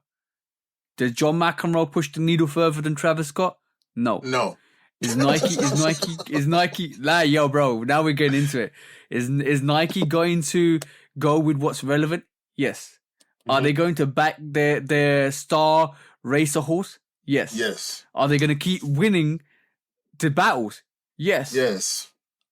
So why would they defer to somebody out of respect that doesn't push the needle? It don't. But I don't think it would have hurt. No, it wouldn't hurt. It wouldn't hurt. Now the question is, the big question is, I'm going to break it down. Would Nike be reintroducing the Mac Attack if Travis wasn't attached to it? Yeah. Would it do as well as it's done if Travis wasn't attached to it? Yeah. You reckon? Yeah, because the Travis ain't dropped. And people still didn't...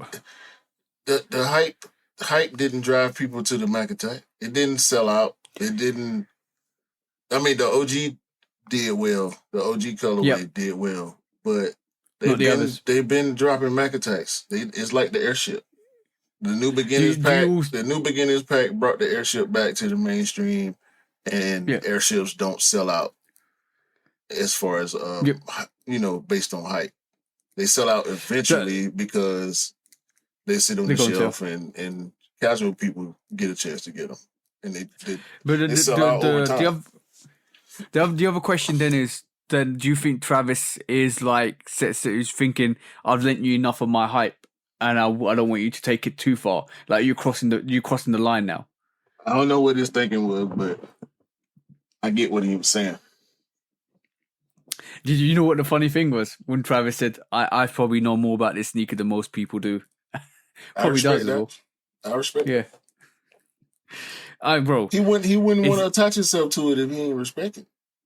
Yeah, exactly. Like the Air Trainer one, and like the Air Max ones, and like the Jordan 1 lows and the highs and all that stuff. The argument was goofy, bro. Like, whether it's called Travis Scott, Mac Attack, or Cactus Mac, it's gonna work, bro.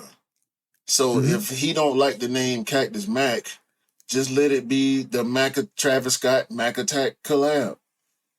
Yeah, What's the problem? It's still gonna work. You tripping, bro. You don't understand who Travis Scott really is. Yeah. Unfortunately, it seems that way because obviously he's very. I think what he was trying to allude to. I don't know if you caught that in a conversation. It don't matter what he was trying to allude to. I know. He basically said, "I've been here longer than you have." That's what he's trying to allude to. Bro, who does that, bro? It's not about how long you've been around. It's about how much you push the needle. It's always going to be that. No, bro, somebody new can come in right this moment in time, push the needle further than Travis Scott. Do you think Nike's going to not rock with that other guy? McEnroe need to chill. It's too late now, though. They took his name off. Yeah, it's my shoe, not no more. It's Nike's shoe now. Pretty much. Nike basically pulling the card saying, this is our sneaker. This has always been our sneaker. What are you talking about, bro? Like, come on now. But sit right back down. We did. It seemed like we got actual pictures of the Jumpman Jack supposedly coming out in spring. The white, brown, and sail variation. Yep. With the gum bottom. The one that we saw him wearing looked like on the beach or something. Yep. So it looked like hopefully we'll be getting these. The retail is supposedly $200. This is via Sneaker Bar Detroit. So if you go to Sneaker Bar Detroit and search Jumpman Jack, you'll be able to see up close pictures, tumbled leather canvas on the toe, inverted overlays on the front.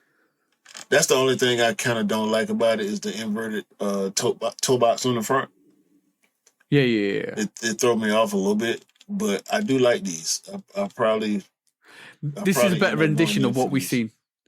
Yeah, this is a better rendition of what we've seen because basically we know from previously we've seen a couple of pairs that weren't basically supposed to be, were all monotone. It don't look great. It wasn't that great in terms of what it looked like. I think they were probably mock-ups more or less. This is what we expected to see. Like, and this is what we expected to see. So hopefully we'll see that in summertime. Then these Travis Scotts will mimic the Jordan 1 lows in a way. Yeah. Especially the first drop will go crazy. Yeah, this is gonna. Yeah, I think you're right. If I think what we talked about previously is when the brands slowly leak out images, slowly leak out pictures of what, and they want to gauge the reaction of people. And this is what's happening with this whole process. They've probably got a couple of different colorways and samples, and like, let's just leak this one. This is why we've seen a lot more samples of the actual cut the check. Let's leak this one, see what the reaction is. Let's leak this one, see what the reaction is, and then they gauge that reaction and the kind of hysteria on social media, and then they come back and say, "Oh, cool, we got this one, got this reaction. This one got this reaction. This one got this reaction. Let's release these pairs because these got the best reaction, and this is what we're gonna go with." And I think that that's a great marketing tool to use as well in terms of like if you want to brand something, if you want to release something, use what's out there for free. Like you just use the social media platforms and to gauge the reaction of your audience, and then release what you need to release. Yeah, so that's good marketing tactics. But last quick strike of today, bro. Let's have a look at this. Like, you know, we always say things come to court. Oh yeah, this is coming to court. Like Nike suing, what do you call it? Skechers and New Balance, and Nike suing this, and Nike suing Kukai, Nike's doing this, and Bape this, and Adidas this, and all of that conversation. Finally, we have a resolution, bro. Finally, there's a conclusion to one of these court cases, and this one is Vans win the appeal to ban Mischief's wavy baby sneaker. This is now like basically saying you can't produce these ankle breakers no more, bro. I don't know if they were anyway. I think this was a one-time thing. It came and it went. I don't think they. Well, I don't know. I ain't gonna say I don't think. I don't know if they planned on continuing to produce these because it was just an art piece. So they very well could have, or they could have kept it limited to try to drive hype on it over time, which I think would have been a better strategy to just make what y'all make, get it over with, and put them out there in the world. Maybe keep some for yourselves, for memorabilia or whatever. But yeah, we didn't need this in the sneaker world. This is not a real sneaker. It was always an art piece.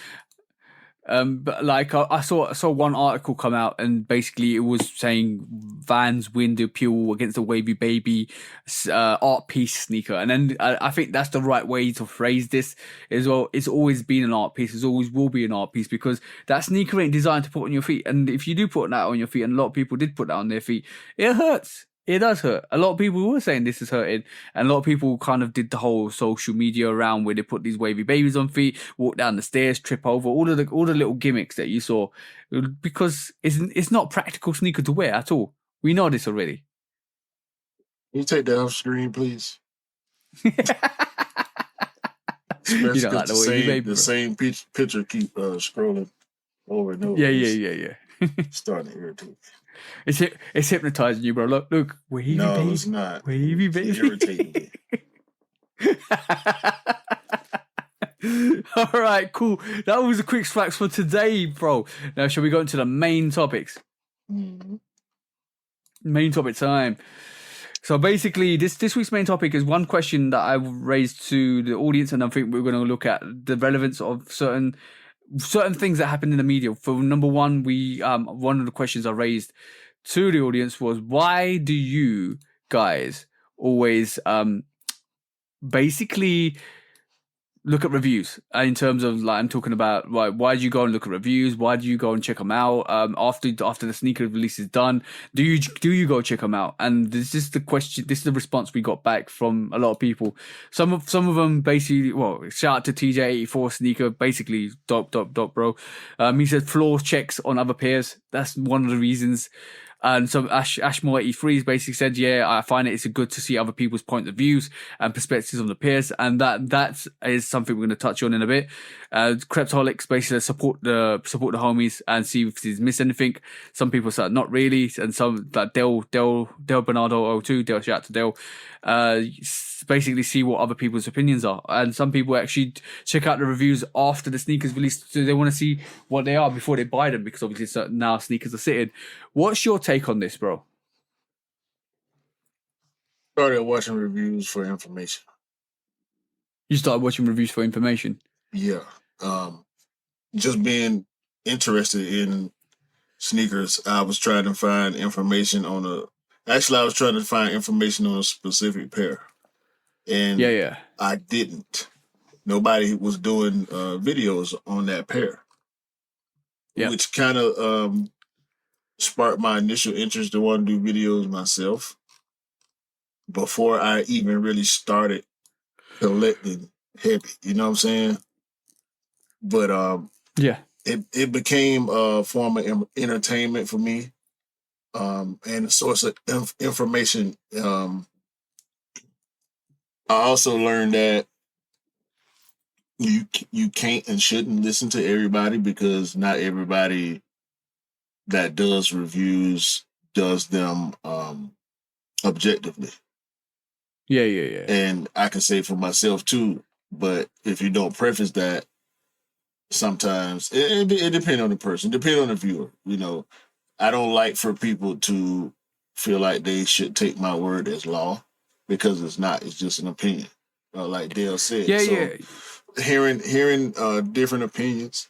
Hearing about different procedures, because a lot of people cop from different places and different methods,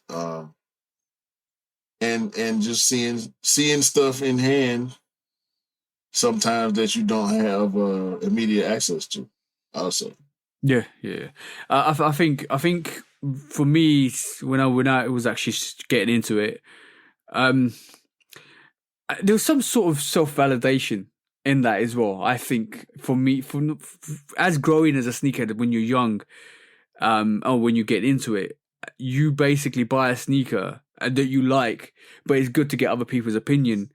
So you know what? Everybody's opinion is different, and I learned that over time. Like, I don't really care about what other people think about what I pick up now, because I know as a sneakerhead what I like, and I think the growth of liking something is sometimes the validation of it as well.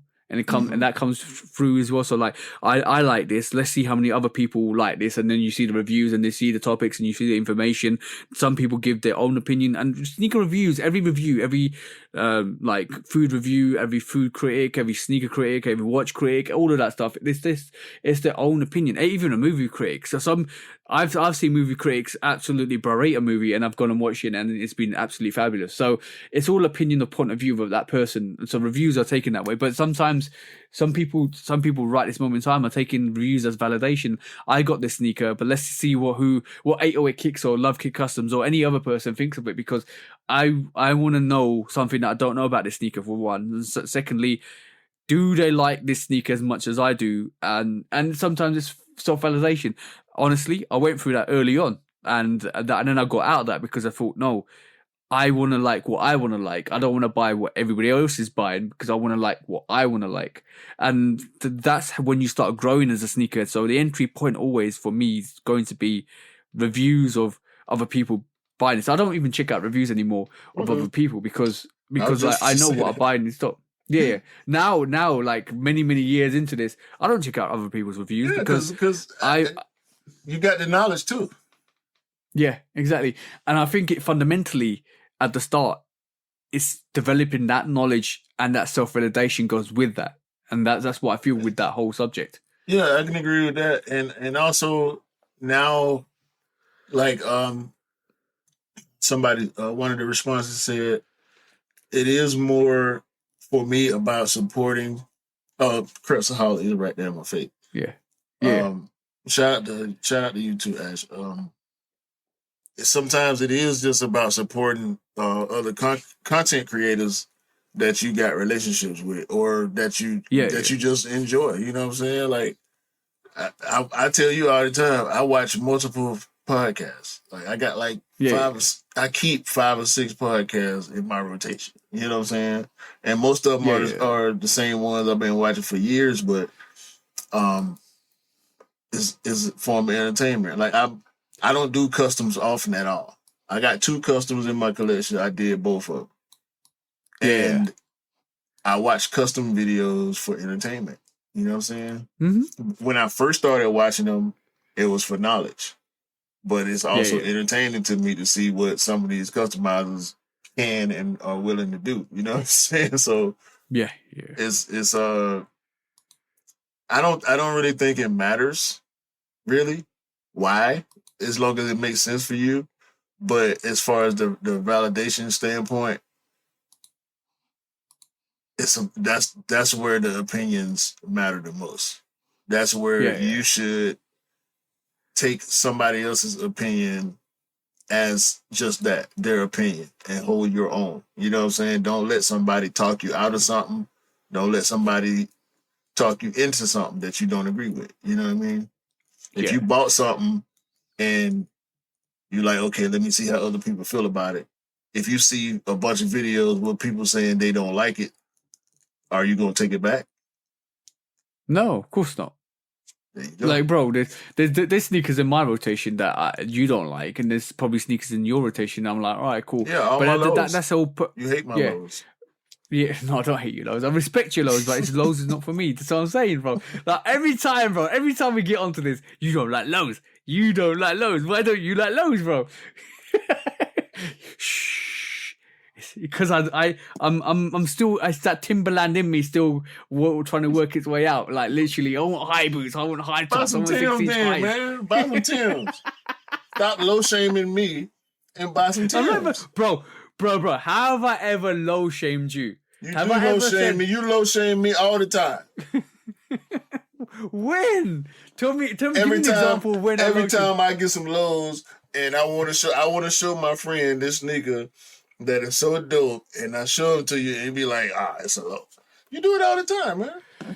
Bro, I don't low shame you. Yes, you I do. just say bro. All I say to you is that's not for me because I'm not a low guy. But I respect that you love it, like, bro.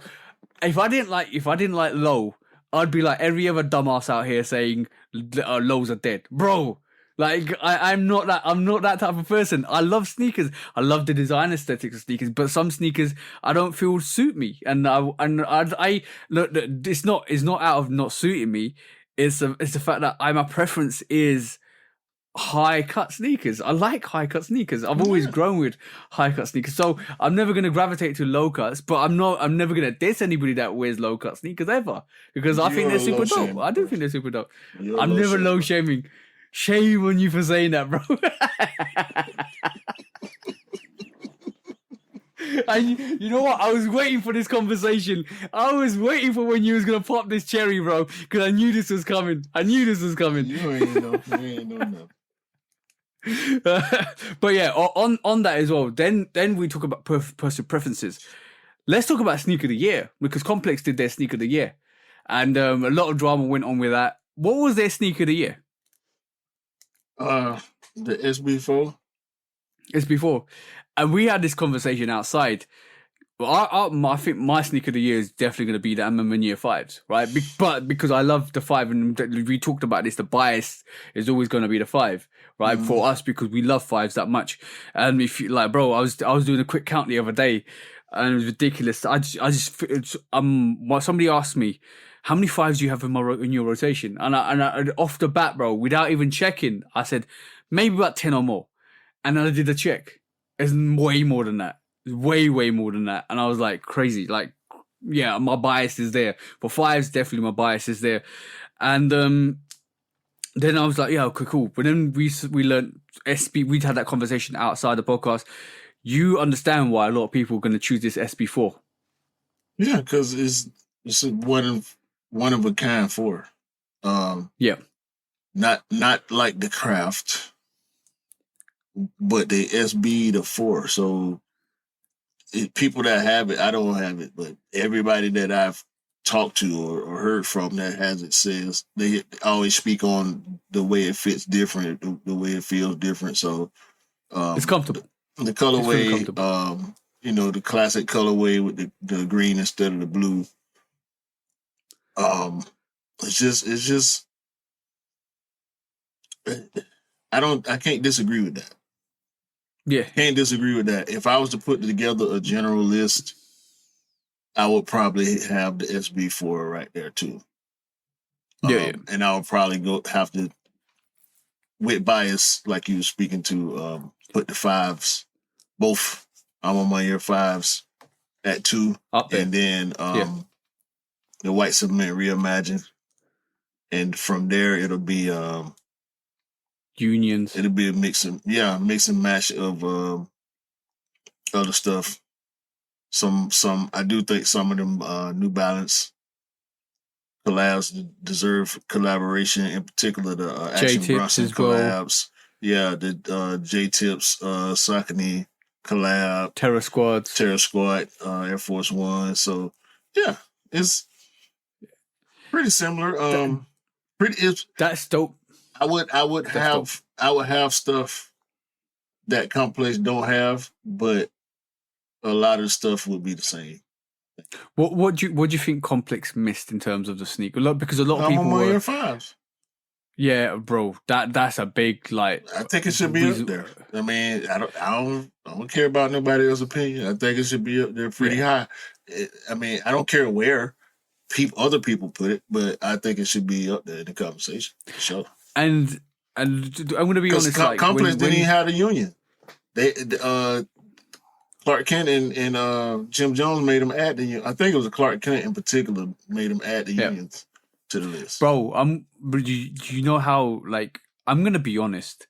It's been a great year for sneakers. Like, let's definitely give a round of applause for all the sneaker releases that happened this year, because there's been a hell of a year for sneakers in terms of the releases. We've got the J Balvin Jordan 3, the Union Jordan 1. We had a lot more sneakers with the Amaminia Jordan 5s. We had a lot of good collaborations. Terror Squad's finally released. Yo, this has been an amazing year. Tiffany Air Force Ones, that a lot of people will have high in their kind of sneaker of the year.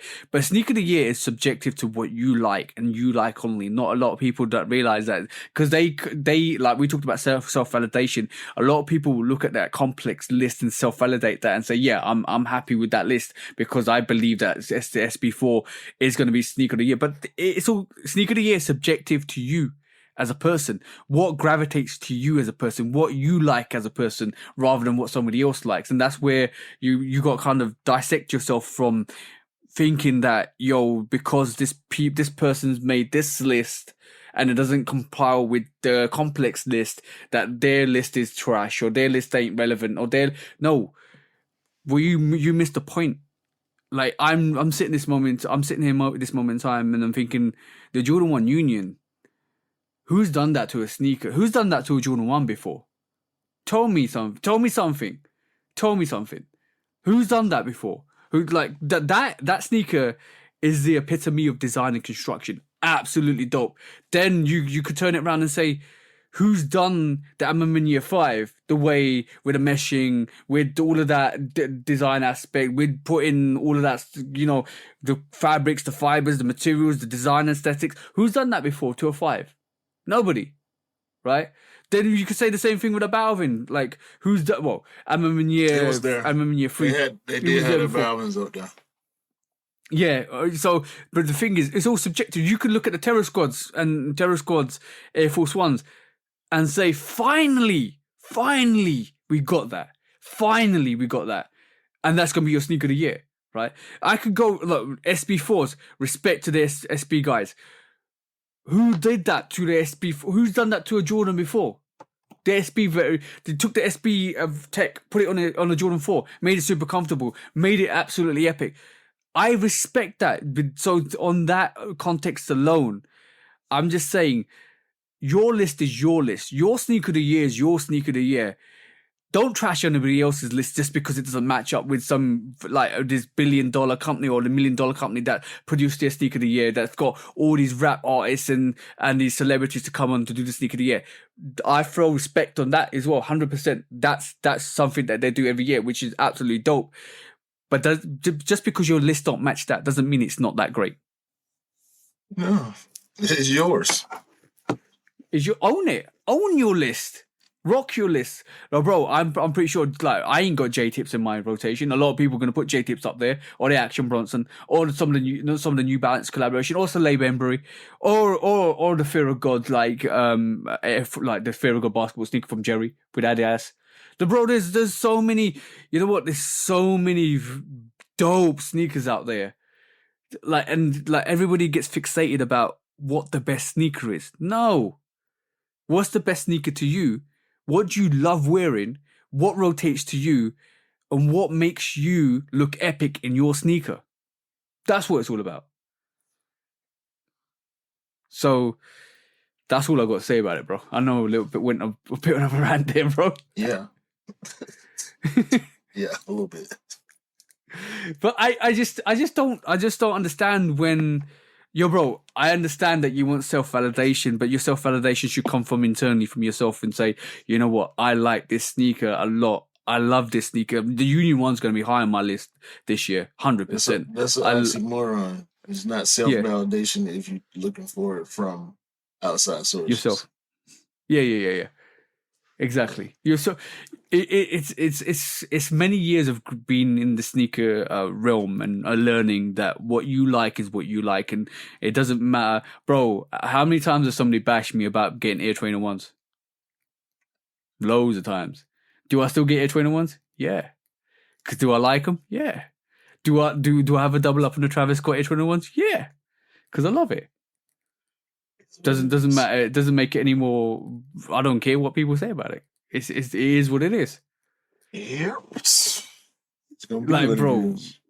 It's gonna be what it is. it's sometimes being unique is what you need to be. Like you need to be yourself, and it's always about being yourself in any realm of life you go into. You can't be anybody else, can you? You're trying A to be. facade. Yeah, Complex's list was dope. Like I like it. But what was really funny and what a lot of people were talking about is how that Travis Scott Air Force One kept climbing that list. Terror Squad. Terror Squad, not Terror. Yeah, Terror Squad. Sorry, it kept climbing that list. Yeah, but it should have. They had it at 10. It shouldn't have been at 10. Yeah. What sneaker do you think was missing out of that list except for the MM in year 5s? What else do you think we should? Union one? Union. I'm surprised. Really, I'm surprised. Do you think their list was trying to be more diverse? Like in, Bro, trying to capture everything? I don't know what they go off of. Be honest with you, because a lot of the stuff they put on their list, I'm not even looking at seriously to try to get. So yeah. I don't put too much stock in. Do you think the Tiffany's should have been there? They were. Were they? Yeah. Okay. I know. Wasn't it a couple of years? Was it last year or the year before? Then a lot of people were talking. What didn't they put the what you call off-white Air Force Ones on there? I don't know. I can't recall. This is just one last question before we call the main subject. What criteria do you think we need to use when we talk about sneaker of the year? And is it accessibility? Is it the number of stock that released? Because a lot of people, it's got to be accessible. It has to be a general release. That was the one problem I had with watching the panel in the first place, because Clark Kent kept trying to argue that his sneaker that only released 300 pairs through specific means should have been on the list because it released. It did not release to the general public, bro.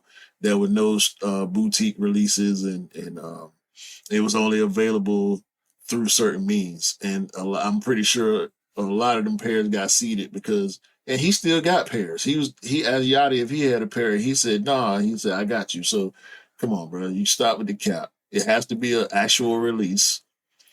And I look at quality. I look at storytelling and colorway, like just how dope it was. If it was a dope colorway and had quality materials and was outside of the norm for the silhouette, which most of the sneakers, if not all the sneakers on the list were collabs.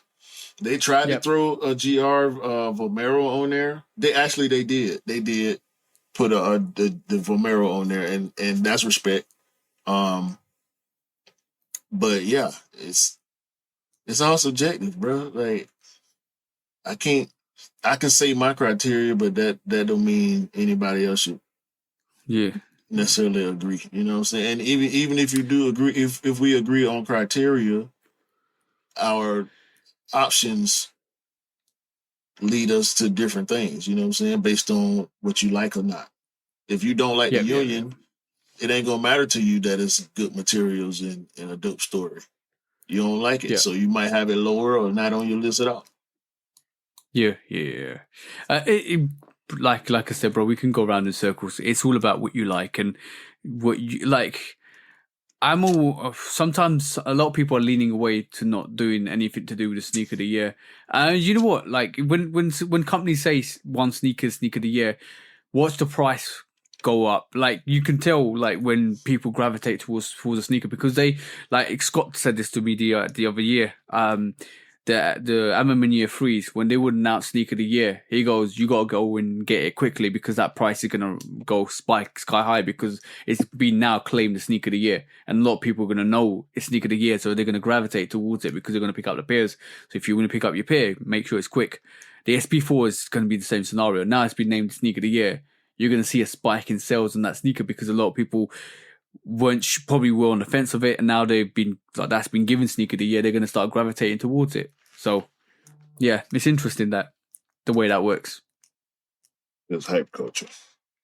Yeah, but yeah, it's pretty much hype culture. It's pretty much people wanting what the best thing this year is.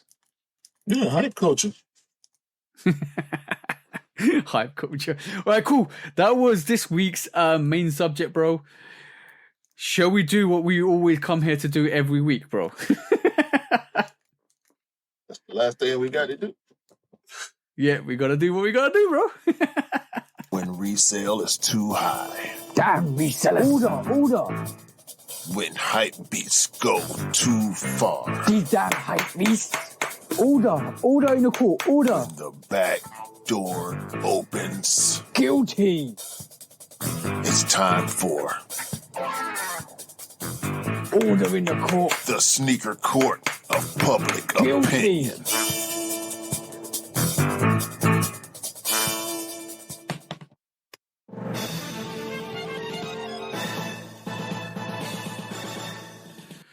Guilty! Welcome back to Sneaker Court of Public Opinion with me, Judge Public Opinion and Executioner. What is up, bro? What's on this week's docket, bro? What's on this week's docket? SOLEFLY. So Fly is not so fly. It's not a nice guy. What you got, bro? Bro, this whole PayPal memo situation, it's ridiculous, bro. No international shipping. It's ridiculous, bro. It don't make sense. If y'all did try to offer some explanation or heads up on this, I didn't see it. I've never done manual cops on SOLEFLY. I don't own any SOLEFLY. This is making me not want to own any SOLEFLY. I don't want to be forced to use a third-party payment system. In this day and age, how to ship worldwide on the Wave release. I'm on my air, just ship worldwide on the Dusk and Dawn release. And there were multiple ways to pay. Why in the 2023, almost 2024, does SOLEFLY seem to have a quote-unquote prehistoric setup for their releases? It don't make no sense, dog. I wish y'all could understand how bad Terrell felt when he couldn't get his SOLEFLY 8. He was really, really on that shoe, bro. And he saw it late. He only knew about it maybe 2-3 weeks before release. Yeah. But the love for this colorway that he expressed and how bad, like he was like, bruh, verbatim, bruh, I want them hoes, boy. I want them bad. Just like that. Yeah, that's how Terrell talk, man. Shout out to Terrell once again. I'm sorry you had to experience this. It's not your fault, bro. It's SOLEFLY fault. Trash release, SOLEFLY. Trash. And on that.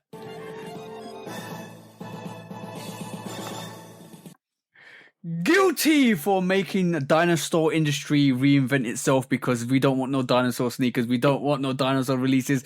We don't want this PayPal Vimo situation because this sounds very, very illegitimate. This sounds like some backdoor situation. This sounds like some really, really bad situation to release your sneakers on the dinosaur website with a dinosaur release with a dinosaur doing dado doo-doo all over your release. So on that note, guys, guilty. What's the verdict, bro? SOLEFLY. No more collabs. No 2024 collab for SOLEFLY. They need to get their systems together and they need to chill. They need to go in timeout and wear that dunce hat and go talk to their IT people and spend a couple more dollars and get y'all payment systems right so people that can really put the sneakers on their feet, they really want them because they love them.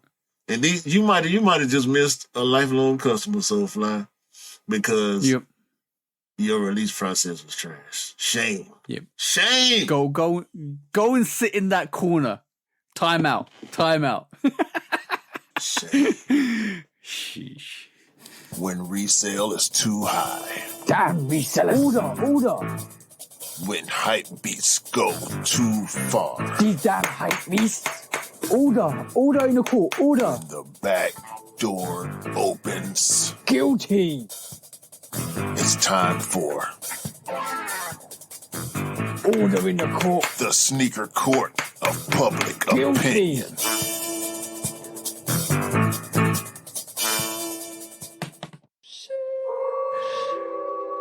Oh, yeah, that was another sneaker court of public opinion for you guys. That was interesting. SOLEFLY is being taken to the sneaker court and shots fired.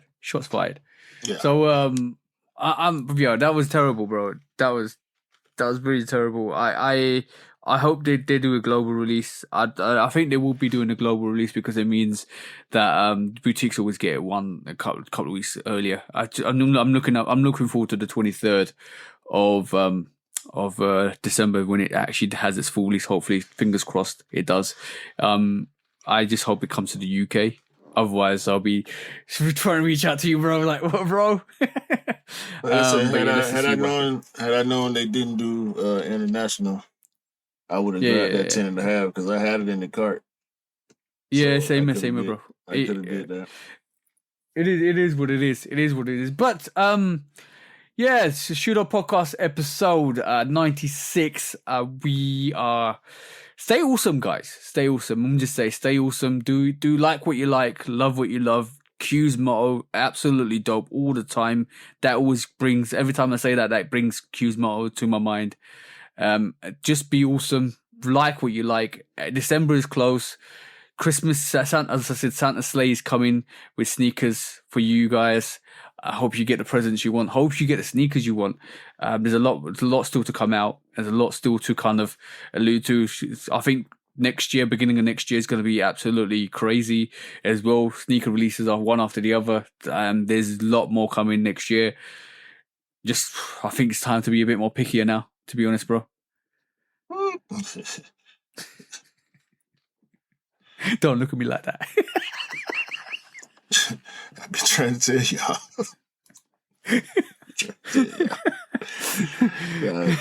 Man, I'm gonna stop trying to tell y'all because y'all don't like to listen to me.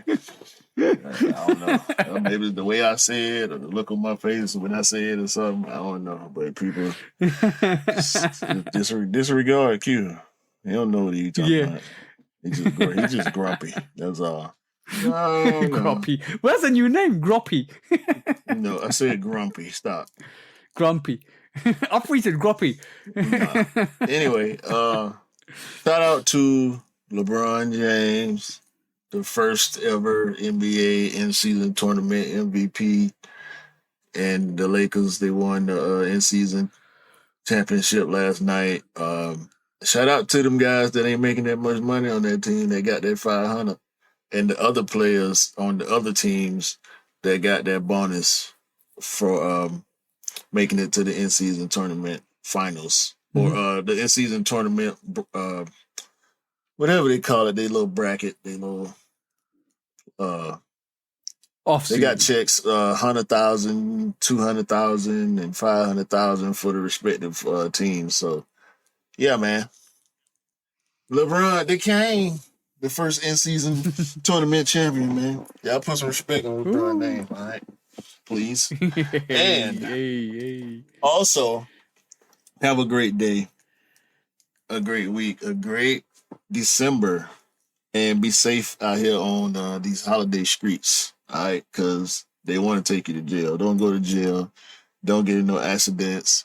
Don't forget to unplug the lights. We don't want to have no type of negative situations for nobody out there.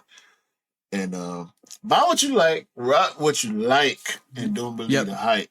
Cause the hype ain't real, and sneakers don't make you cool. Cause you make the sneakers cool. Remember that, guys. Exactly. And get high off your sneaker supply. Sniff that glue. You still taking shots, boy, I swear. I'm sick of it.